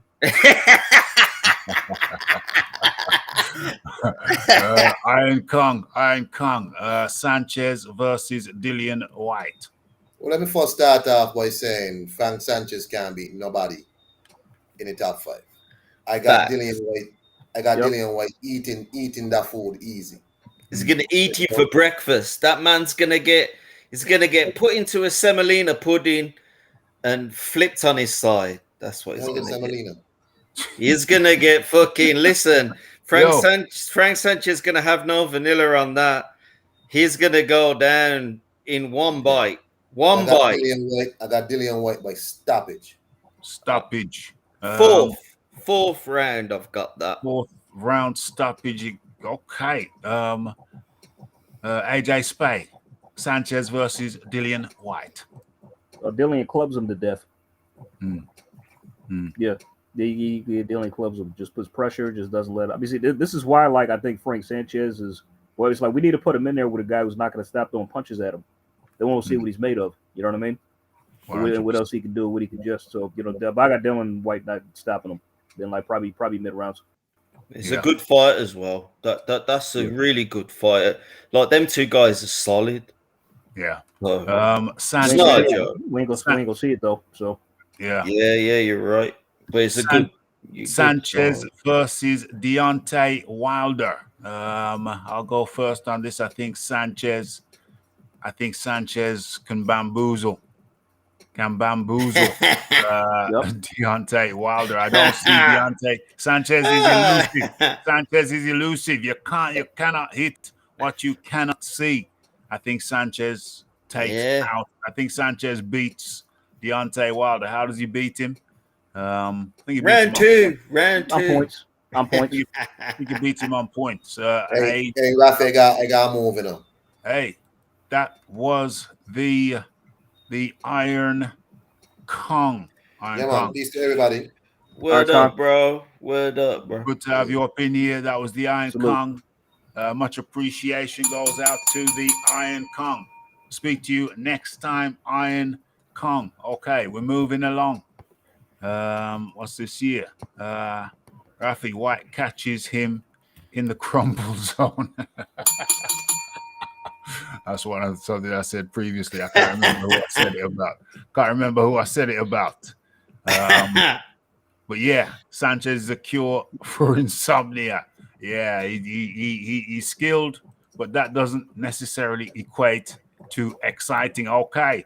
It's a bit like Night Nurse. If you ever had Night Nurse. Night Nurse. There you go. Gregory Isaacs, people, look it up. Gregory Isaacs, look it up. Hold on. Didn't Simply Red do a cover of that tune? Simply Red did a cover of that tune. If you don't want to go, if you don't want to go to the original Night Nurse by Gregory Isaacs, you can listen to the Simply Red version. Okay, so Sanchez versus Anthony Joshua. Go AJ Spade. You want to lead off with this one? AJ knocks him the fuck out. Yeah. Smooth. Clean out. Yo, listen, I'm a smooth operator, bro. Same thing. Same thing. Different day. Different day, bro. Same thing. What do I think? I think that Sanchez is a good counter fighter, but he can be timed. All that bouncing off the ropes. All you got to do is do a couple of feints, then boom, straight down the middle. Take off Sanchez's head, clean off, knock that into the third row. Sanchez versus Alexander. I am very feel. Oh my God. Go on, Pigeon. Tell the people. Wait time to tell the people how you feel. Tell the people how you feel. Oh shit! What's the prediction? Who do you want me to give? What? Sanchez versus Alexander. I am feel Usyk. Oh, I'll go Usyk on that in a seventh round. Seventh round Usyk. Yeah. Multi. What does that say? Multi-Apples. Okay, Multi-Apples says, okay, the cool ruler. Talking about Gregory Isaacs there. We're talking about the cool ruler. And let me write it in for those people who have never heard the tune. Have some respect. Night Nurse, URSE, one of Rafi's favorite tunes by... Probably one of the best ever. Yeah. By Gregory Isaacs. And, people, I tell people I don't really watch movies anymore, but Isaacs, I don't think that's how you spell Isaacs. It's not Isaac Newton before anyone listens. It's not Isaac Newton. It's not an apple dropping on your head. It's Night Nurse by Gregory Isaacs. Night Nurse. Night Nurse. If you haven't heard that, then, hey. If you haven't heard that, you're an idiot. Musical treat. I wouldn't say that. It's a musical treat, but there it is. You got no excuse now. I've written it down. Okay, let us move. What? Who? No, AJ Spade. Did you call this one? Frank Sanchez versus Alexander Usyk. Oh no, I got Usyk outboxing him. And, more or less. I mean, it's just that Frank Sanchez is good. He's good, but Usyk is a lot better. Yes, much better. So I see him outboxing it. Maybe when on points, maybe a stoppage. So hey, you know something? I'm gonna go out and say something that people are gonna say, Rafi, surely you jest. They're gonna say, Rafi, surely you jest. But you know what? Not that we'll ever see it. But Frank Sanchez versus Alexander Usyk. That would be a really good fight. That would be an intriguing fight because Usyk is evasive. Frank Sanchez is evasive. Usyk is a more the two, Usyk, I say, is the more aggressive. He's a good fighter. So he takes some. He'd be going in there, and Frank Sanchez, he'd be pushing. Usyk, I think, would be pushing the fight. He'd be forced to push the fight. And Frank Sanchez is a very good counter puncher. So that would be, even though I have Usyk winning that fight comfortably, I think there would be some uncomfortable moments there, and it would be an intriguing matchup. So that's what I say about that. Now, as far as Frank Sanchez, as far as Frank Sanchez versus Tyson Fury, I think Tyson Fury just too long for him. So I think Sanchez, mind you, Sanchez can fight. Sanchez can fight tall guys, but I think for Tyson Fury, just too clever for him. Just too clever. Those. It's in fact, it's what I talked about earlier on. With Sanchez, you got to use fake attacks. You got to use a fake jab to draw him out. He's like a snapping turtle. You got to draw him out of his shell with a fake jab, with fake jabs or pump jabs. Double jabs, mixing in a fake jab, mixing in a heavy jab with a light jab. And I think Tyson Fury's Frank Sanchez up against Tyson Fury. I think it would be a bad night for Frank Sanchez. He'd be catching, he'd be timing him. I do think Tyson Fury would time him very, very well. I think points. I think points. I'm going with points. I'm going Tyson Fury via points. AJ Spay. Knocked out. I got Tyson Fury stopping him. Okay. Yeah. Just due to the way he's been looking lately. Because Tyson Fury's really amped up his style in these last two Wilder fights. He's more of a pressure fighter now. And he can also still back when he can box when he needs to, but he's more of a pressure fighter. So if he fights like that, he can stop Sanchez. The thing with Fury's legacy, though, I do think we all know what it is. It ain't even worth me discussing it. The drugs thing, it's always gonna hang. It's gonna loom over, and it's gonna look like a bad smell, that is. And like man's them coming around going, that is that cocaine, all this shit. Like, listen, bro, it's like that fucking. Oh, sorry for swearing. The Huey Fury, they were taking that stuff for the Christian Hammer fight. They were on Angelon before all that. So all I gotta say is that, listen, man's got respect, yo. I got respect for Fury in terms of his achievements. I'm a big fan of him. Listen, I got mad respect for that. But if you're gonna be speaking about legacy, it's Christmas this year. What did my mom buy me? She's nearly 90 years old, and I'm nearly 50. Yeah. She bought me the AJ aftershave and the and the spray, the body wash. The reason why AJ is more of a celebrity and he's fought a lot more harder fighters than Fury, he's actually a nice person, to be honest. And I was sort of on the fence with him, but I saw him lose that fight against Usyk, and I'm not that much on the fence now because I saw Usyk's face the next day. Usyk's face was a mess. I personally think we got to watch. He very much got busted up in that fight, and I was on the Rafi show and ran off, and I was a bit of a sissy, bit of an idiot. I spat my finger at the pram. But listen, I do actually think this rematch. Do you want to know what I think is going to happen? That rematch with Usyk, Usyk's going to get knocked out in that, and I do actually think that Fury is going to swerve that rematch and retire because he would get beat. Swerve what? So Fury's going to swerve what rematch? Yeah. He won't take not rematch. Fury won't take the AJ fight now. Oh, he's going to swerve the undisputed fight. You mean? Yeah, 100%. I've been watching boxing now for quite a while, and I'm used to it. Like I'm a part of the boxing world myself. I've seen it all. And I can see something very sneaky going on at the moment. And I just think we're blessed. Look what they're trying to do to Dylan White with this purse nonsense. You know what I'm saying?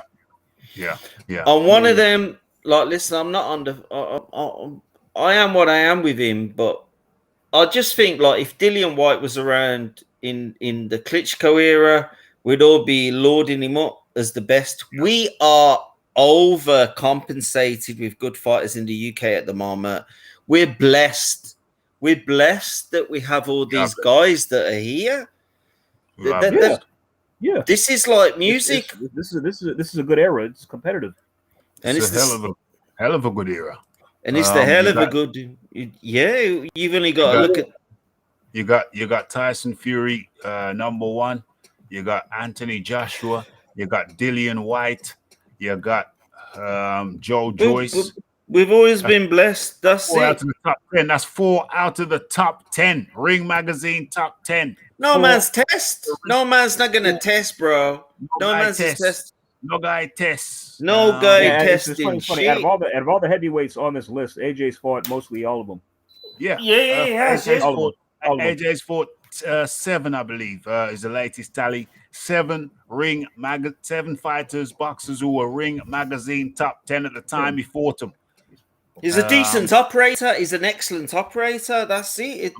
He's fought quite a few who were still on there. He's fought Alexander Usyk. Okay, he lost to him. Everybody else he won against. That was White, Parker, Dillian White, Josie Ruiz. Parker, Andreas the Punch Ruiz. 1, 2, 3, 4. He's 4. He's fought 4 guys who are still currently in the top 10. Hold on. How many guys on the current top 10 list has Tyson Fury fought? There you go. One. That's it. One. But is he even? Listen.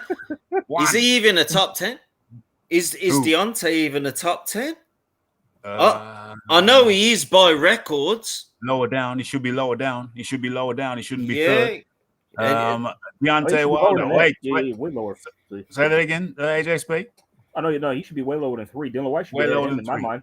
He swerved the white smoke, easily. bro. Yeah. But He swerved that smoke. How many of these guys has Deontay Wilder fought? 2. Tyson Fury. That's just Tyson Fury two. and Luis Ortiz. I don't count Tyson Fury because he lost to him. So I'm kidding. That's true. He never beat him though. He never He did fight him. He never beat him. So he's fought 2 guys in the top 10. One of them he never beat. That's interesting. Whereas Anthony Joshua's fought 4 of these guys and beat 3. Yes. And he's got a rematch with him, so he can rectify it. I was watching Alexander Usyk versus Beterbiev, who's an amateur fight. Do you guys realize they fought each other in the amateurs? I knew that. I knew that. Yeah, we both know. Usyk beat Beterbiev in the end. He won that fight. Usyk beat Beterbiev in the end. But you know what I found interesting? What I found interesting was that Beterbiev dropped Usyk. I remember a moment in the fight with Anthony Joshua versus Usyk, and Anthony Joshua hit Usyk in the body. I think it was on a break, or the ref was just about to break. Seventh round. It was in the 7th round. And Alexander Usyk stopped and looked at AJ as if to say, "Anthony, you hit me." It was a good fight. And Josh and at that point, Joshua almost said, it was almost as if he said, "Oh, sorry about that, Alexander." Oh, wait a sec. Can I mention something? Do you think that fight might have been fixed? Well, no, absolutely not. I don't think so. No. Yeah. But I want to I watched it. How many times have you watched it back? I've watched it back. I saw it twice. I've seen it twice. So I watched it back 6 times. Okay, and your findings were? My findings were that I started off at 7.5, the same as when we had this conversation before. I started off at 7.5 and then I whittled it back. I could have gone 7.5 to Joshua once I scored it back. Well, really? I will say it was a closer fight. I've said always it's a closer fight than people made it out to be. Do you think the commentary? The second time I watched it and rescored it, I had it 9-3 Usyk. Do you think the commentary might sway? Yeah, they do. Do you think the commentary might sway? Well, we know commentary does sway people. But it swayed me. It's very biased. That's why I watch it on mute and don't listen to the commentary. Yeah, but but listen, I watched it on Sky and I was on this channel and I was like, oh, Usyk's doing this, Usyk is doing that. But when I turned the commentary off the next day, I thought, what the fuck? Yeah. It's really, really, you got to be careful. Careful. I had it 8-4. I had it 8-4 myself. Gotta be careful. Be And, careful. I had it 8-4 myself. And when you look at the stats, Joshua outscored Usyk, outpunched Usyk in, I think it was in 5 rounds. He In 5 did. rounds, And I in scored. 5 rounds, Joshua landed more punches than Usyk did. And I came on here saying Rafi this, Rafi that, but I scored that back. And you know me, I'm quite level when it comes to. I'm a crazy, but I'm level when it comes to shit like this. I scored that back 8 times now, and I had that 7-5 to Joshua in the whole fight. I'm not sure what people are watching. I had it 8-4 to Usyk. Personally, I had it 8-4 to Usyk, but I just think the commentary. The commentary needs to be turned off on these fights. Yeah. Well, I watch him. I watch him on mute. That's why I watch everything on mute, man. I mean, like watching Gatti against what's his name, Gatti against Ward. Or everyone used to go on, this big fight, Gatti against Ward. Yeah, it's all down to commentary. So you might as well be watching a film. You might as well be watching a film. And I'm not a fan of the Gatti Ward fights. I think it's I'm not taking a lot of damage. I don't think that's the point of boxing.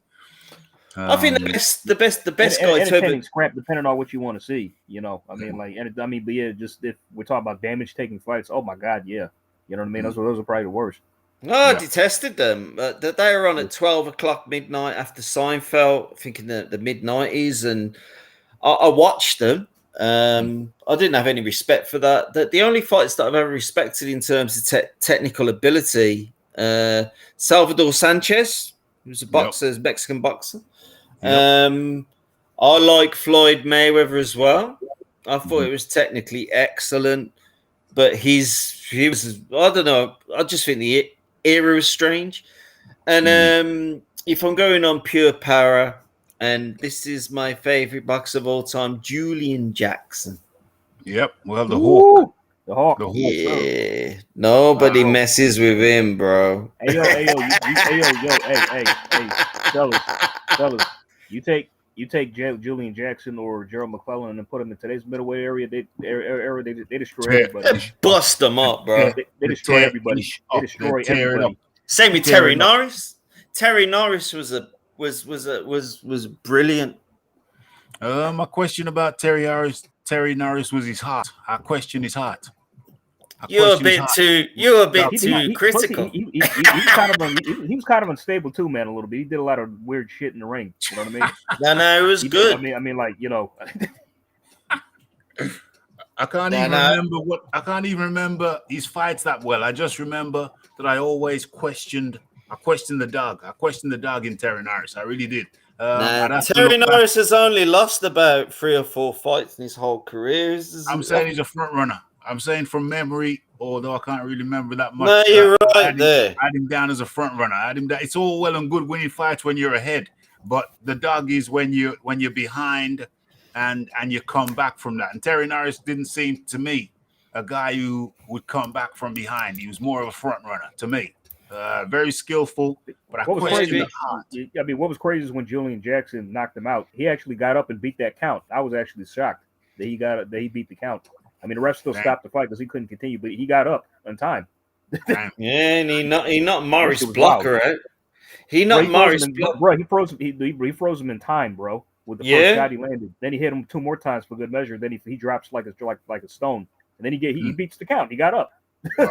Wow, you gotta give him credit for that. Yep. Listen, Terry Norris. Terry Norris has probably had more middleweight defenses than Luis Ortiz has had birthdays. Go and check that out. Yeah. Terry Norris was he's a champion, like 20 defenses. It's massive. Terry Norris had 20 defensive. Yeah. Light heavyweight. You sure? I'm 100%, maybe even 30 light heavyweight. Terry Norris Had about Yeah. 30 light heavyweight defenses at 154. Wait, Pigeon. Whoa. Like he was a career light middleweight. He didn't go up to light heavyweight. You mean his Yeah. brother Orlin Norris? No, Or no, are you no, talking about- no. Terry Norris was a light middleweight. No, He he beat, said he light beat heavyweight. Simon Brown. Oh, not light heavyweight, light middleweight. like middleweight. Like, Terrible, okay, got it. Yeah, got it. terrible Terry Norris. Let's bring him up. He's too small for light got it. heavyweight. He's I got too him small right. for light I got him. heavyweight. Let's bring him up. Let's bring him up. He's not a Terry light Norris. heavyweight. He's a small guy. No. That's what you were saying. I just wanted to correct you if you meant like middleweight instead of light heavy. Yeah. No, not at all. Not at all. Okay, so here he is. Terry Norris. Let's Terrible, Terry. terrible Terry Norris. He killed ya. Kill ya. 47. Yo, he's up, Pigeon. 47 fights, wins, 31 KOs, 9 losses, 4 KOs. He's got about 20 defenses. Let me just go and get a drink. He's got super about. welter, Oh, sorry. super welter, bouts 56. Yeah, he had a lot of fights. He did have a lot of fights. Have a look at his defenses. Let's have a look.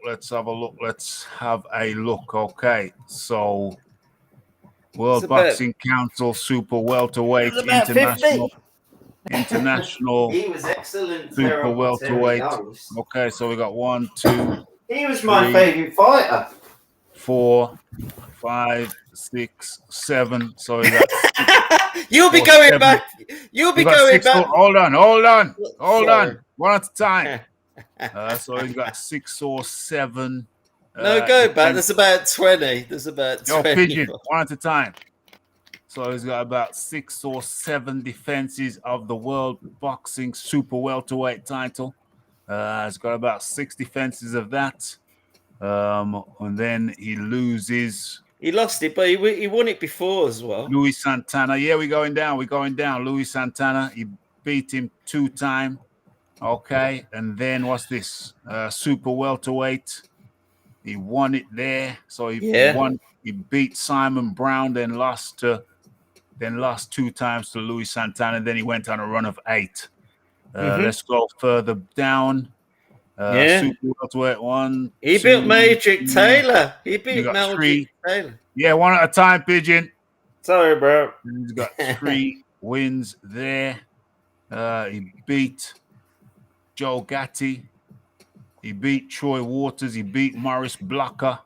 That's a good win. Yeah, that's a good win. All 3 of those were for the super welterweight. Morris Blocker was a good fighter. Yep, he was. And then super well, he had a hell of a lot of defenses. Right. He had a shed load. He had a shed load of defenses at super welter. I count 16. He had 16 defenses. No, there's more than that. There's more than that. He had a lot. I think Terry Norris is probably one of the most decorated fighters in boxing history, but you never hear it. You never hear about him. It's like Mike McCallum. People, you tell, is that some American fighter, Mike McCallum? And you tell him that he's Jamaican, and they go like, Mike McCallum. Oh, come on. Mike McCallum really another underrated fighter. Very good. Imagine Mike McCallum against Carl Froch. He would have killed him. He would have killed him. Would have absolutely killed him. Killed his liver. Killed him to the body. The body snatcher. He'd have taken the score. Wouldn't have had a liver left. The body snatcher. Ruptured liver. Ain't no fun.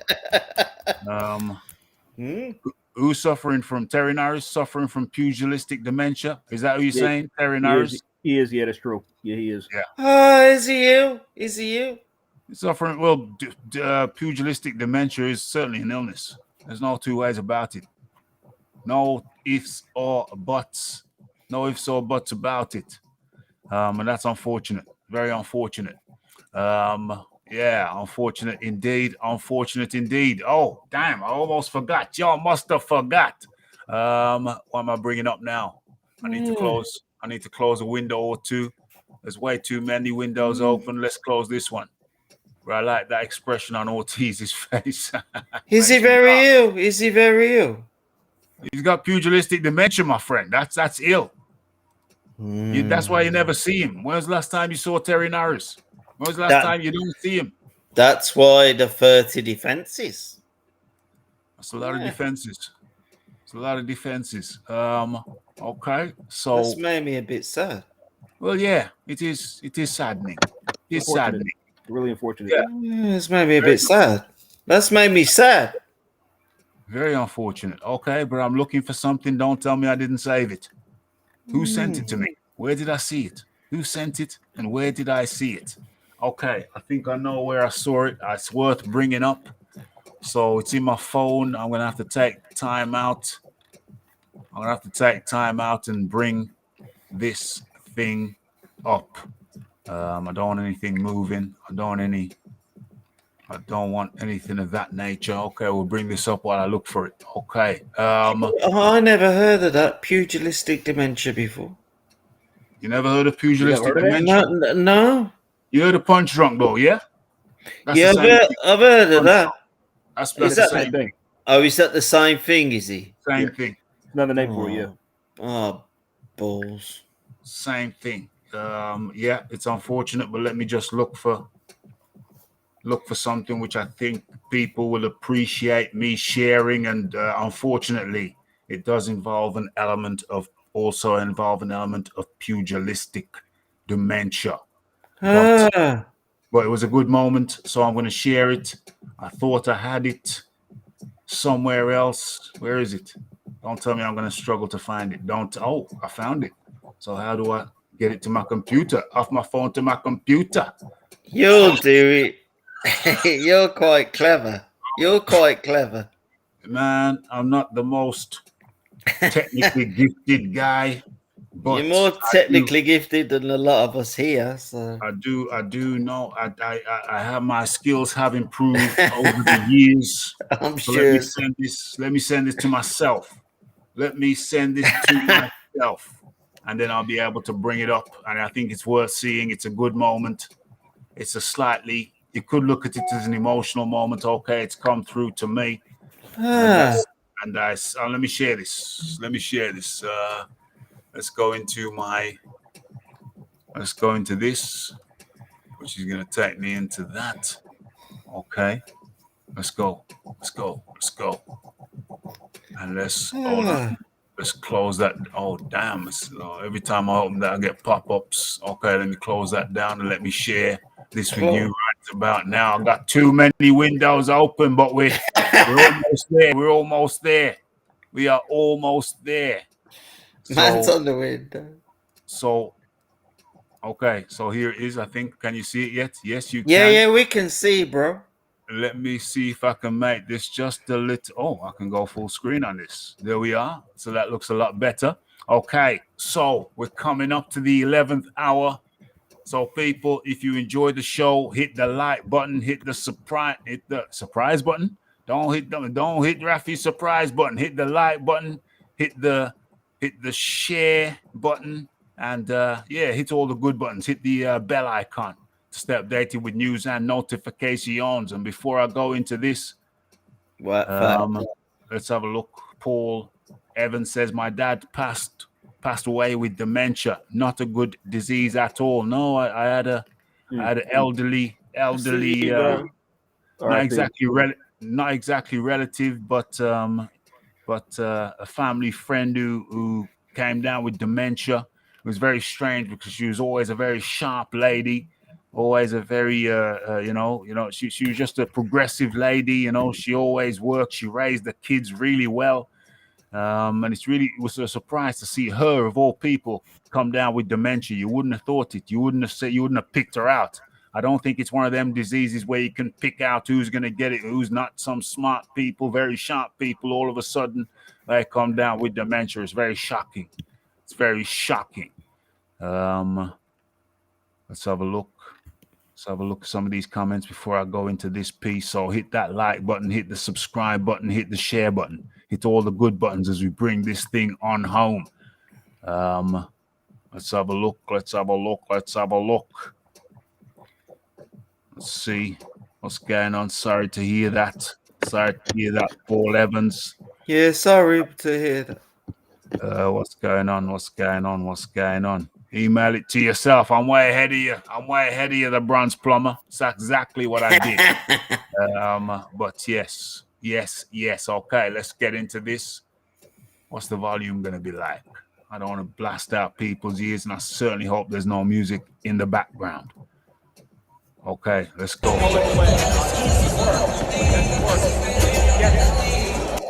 Okay, so talk you through this. Is this a WBC convention or something? No, I think it's a fight. I'll talk you through this.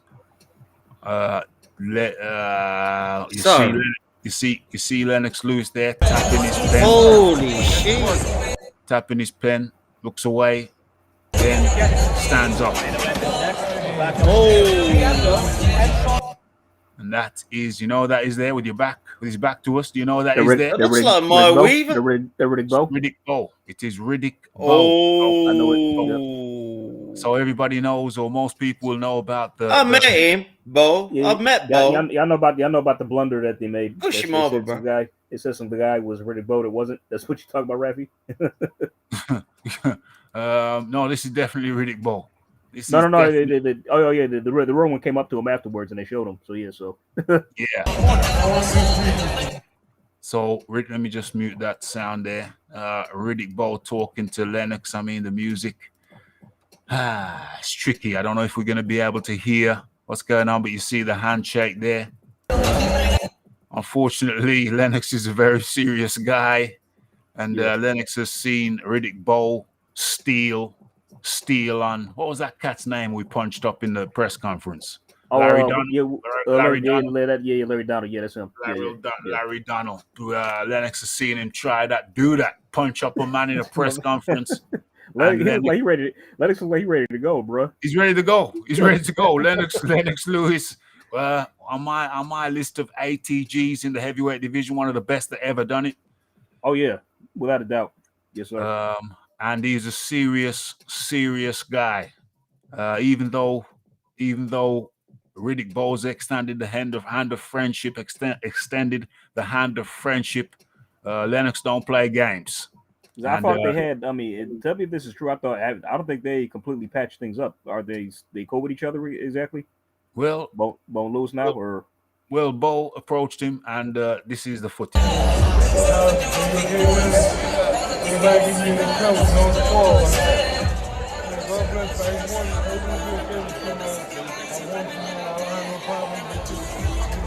Bo says, "I want you to know I got no problem with you. It's been a long time. It's been 30 years, of enmity. And Bo extends a hand of friendship.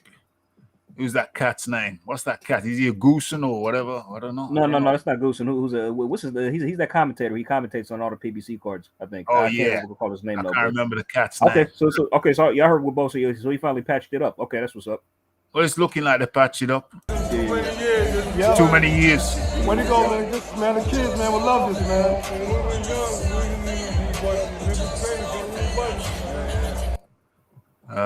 So Bo extends a hand of friendship. What does he say here? How you feeling today, champ? It's the first of the year. There's big news because you and Lennox are squashing the beef. No more beef, no more tension. Tell me about that. We're starting a new page. That beef has been, 30 years old? Yeah, longer, since the Olympics. Since the Olympics, so I just want to be his friend and let him know that I'm letting everything go, and we're going to start anew. Start anew. I like that. So nice. Okay, so there was beef between them. I mean, but not no more. So he wanted to squash it. That's what's up. Okay. Yeah. I'm down for that. That's what's up. I like that. It was funny because like when they showed that blunder on the camera, when they said that dude was Riddick Bowe, that wasn't. I don't know if you saw that, but PBC made a foul up with one of the captions. Like they said, they put some dude on screen, some black dude that said that he was Riddick Bowe, and it wasn't. Yeah. Then they're like, that's not Riddick Bowe. Then like Lennox was like, yeah. Then like Lennox was like, no, Riddick Bowe looks like a chicken.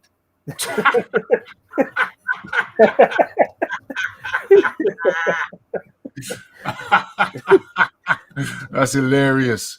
That's what he said, man. That's what he said, right? Maybe a rooster. Give the man some credit. Maybe a rooster. Give the man some credit. And Lisa Bales comes in and supports the show. Lisa the Queen comes in and supports the show as per usual. throughout the years. Much appreciation goes out to the Lisa Bales for showing continuous support of the Raphael Dawkins Combat Radio. Much appreciated, very much so. And becomes a third sponsor of the show. So we got the Lisa Bales, we got the Tone, and who was the? We also have the Pigeon. The Pigeon also contributed there, so that's much appreciation. So we got 3 sponsors of the show, and we have hey, thanks Pigeon, thanks for coming through, Pigeon. Thanks, but then I think the alcohol got to you and you started talking over people. You know the Rafi can't have that. I was about to ask you. I was about to ask you about that. The pigeons just drop off or what? So No. I push Pigeon off the ledge because you kind of talking over. Can't do that. Yeah. That way you don't hear nobody. But I understand it's not you, Pigeon. It's the alcohol. Blaming on the alcohol. I know it's the alcohol. So that's cool. Thanks for coming on, Pigeon. But the alcohol finally, it got into the liver. Once it gets into the liver, it's a problem. So what else we got here? Okay. So there is. They kind of look like they squashed the beef. Looks like they squashed the beef, and that's good to see. But another guy here with appears to have some pugilistic dementia. And, Rig Bow's messed up. Yeah, he's got it too as well. Yeah, he's got it. Also, James Toney as well. He's got it too. Gosh. Pretty big. Oh damn! And both of these guys are talking about fighting again. Fortunately, the State Athletic Commission stepped in and stopped the Riddick Bowe fight. But I think that the James Toney fight still on the cards. Whoever the hell he's fighting, it looks like he's still fighting, but he should not be in the ring. I think I follow him. I think I follow him on some social media, be it Instagram or Twitter. And up until yet, he still hasn't posted a sparring video. Holyfield shouldn't have been in the ring either for his fight with the Belfort guy. That shouldn't have happened. That shouldn't have happened. Evander Holyfield shouldn't have been in there either. But that became very evident and very clear. And what can I say? The Rafi don't like to make these things last too long. But I'm very glad that we can finish up with Lennox Lewis and Riddick Bowe sharing, at least on Lennox Lewis' part, a guarded smile. A guarded smile. Sharing a guarded smile with each other. He was ready to go a minute ago. Lennox, you ain't gonna be punked. You ain't gonna be punked. I mean, as a matter of fact, there's this video of him like a fan actually like brushing up and touching on him, and he actually jumped this dude. You saw that? Seen it. Yep. Don't run up on Lennox like that, bro. Just like Mike. Push up. Don't. Yeah. Don't push up. The guy was drunk and persistent. Yeah. Lennox just kind of elbowed him out of the way. It's funny.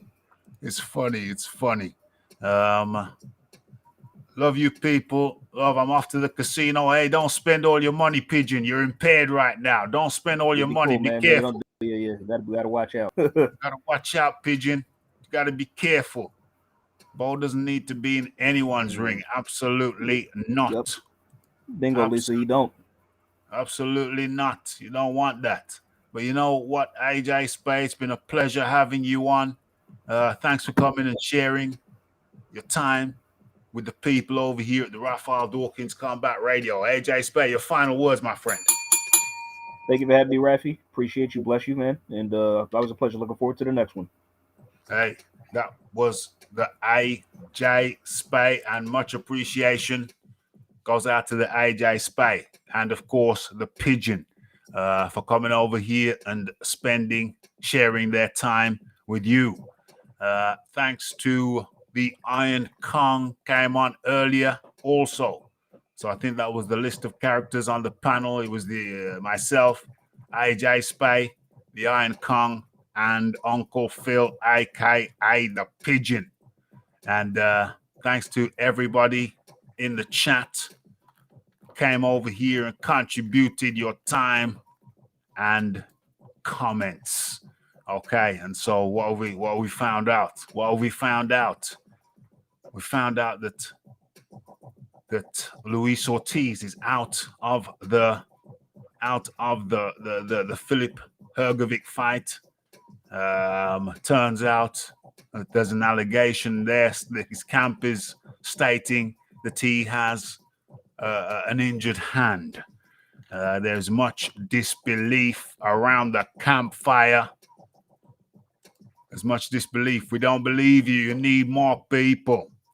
Will you believe him? I should have made that poll, but I didn't.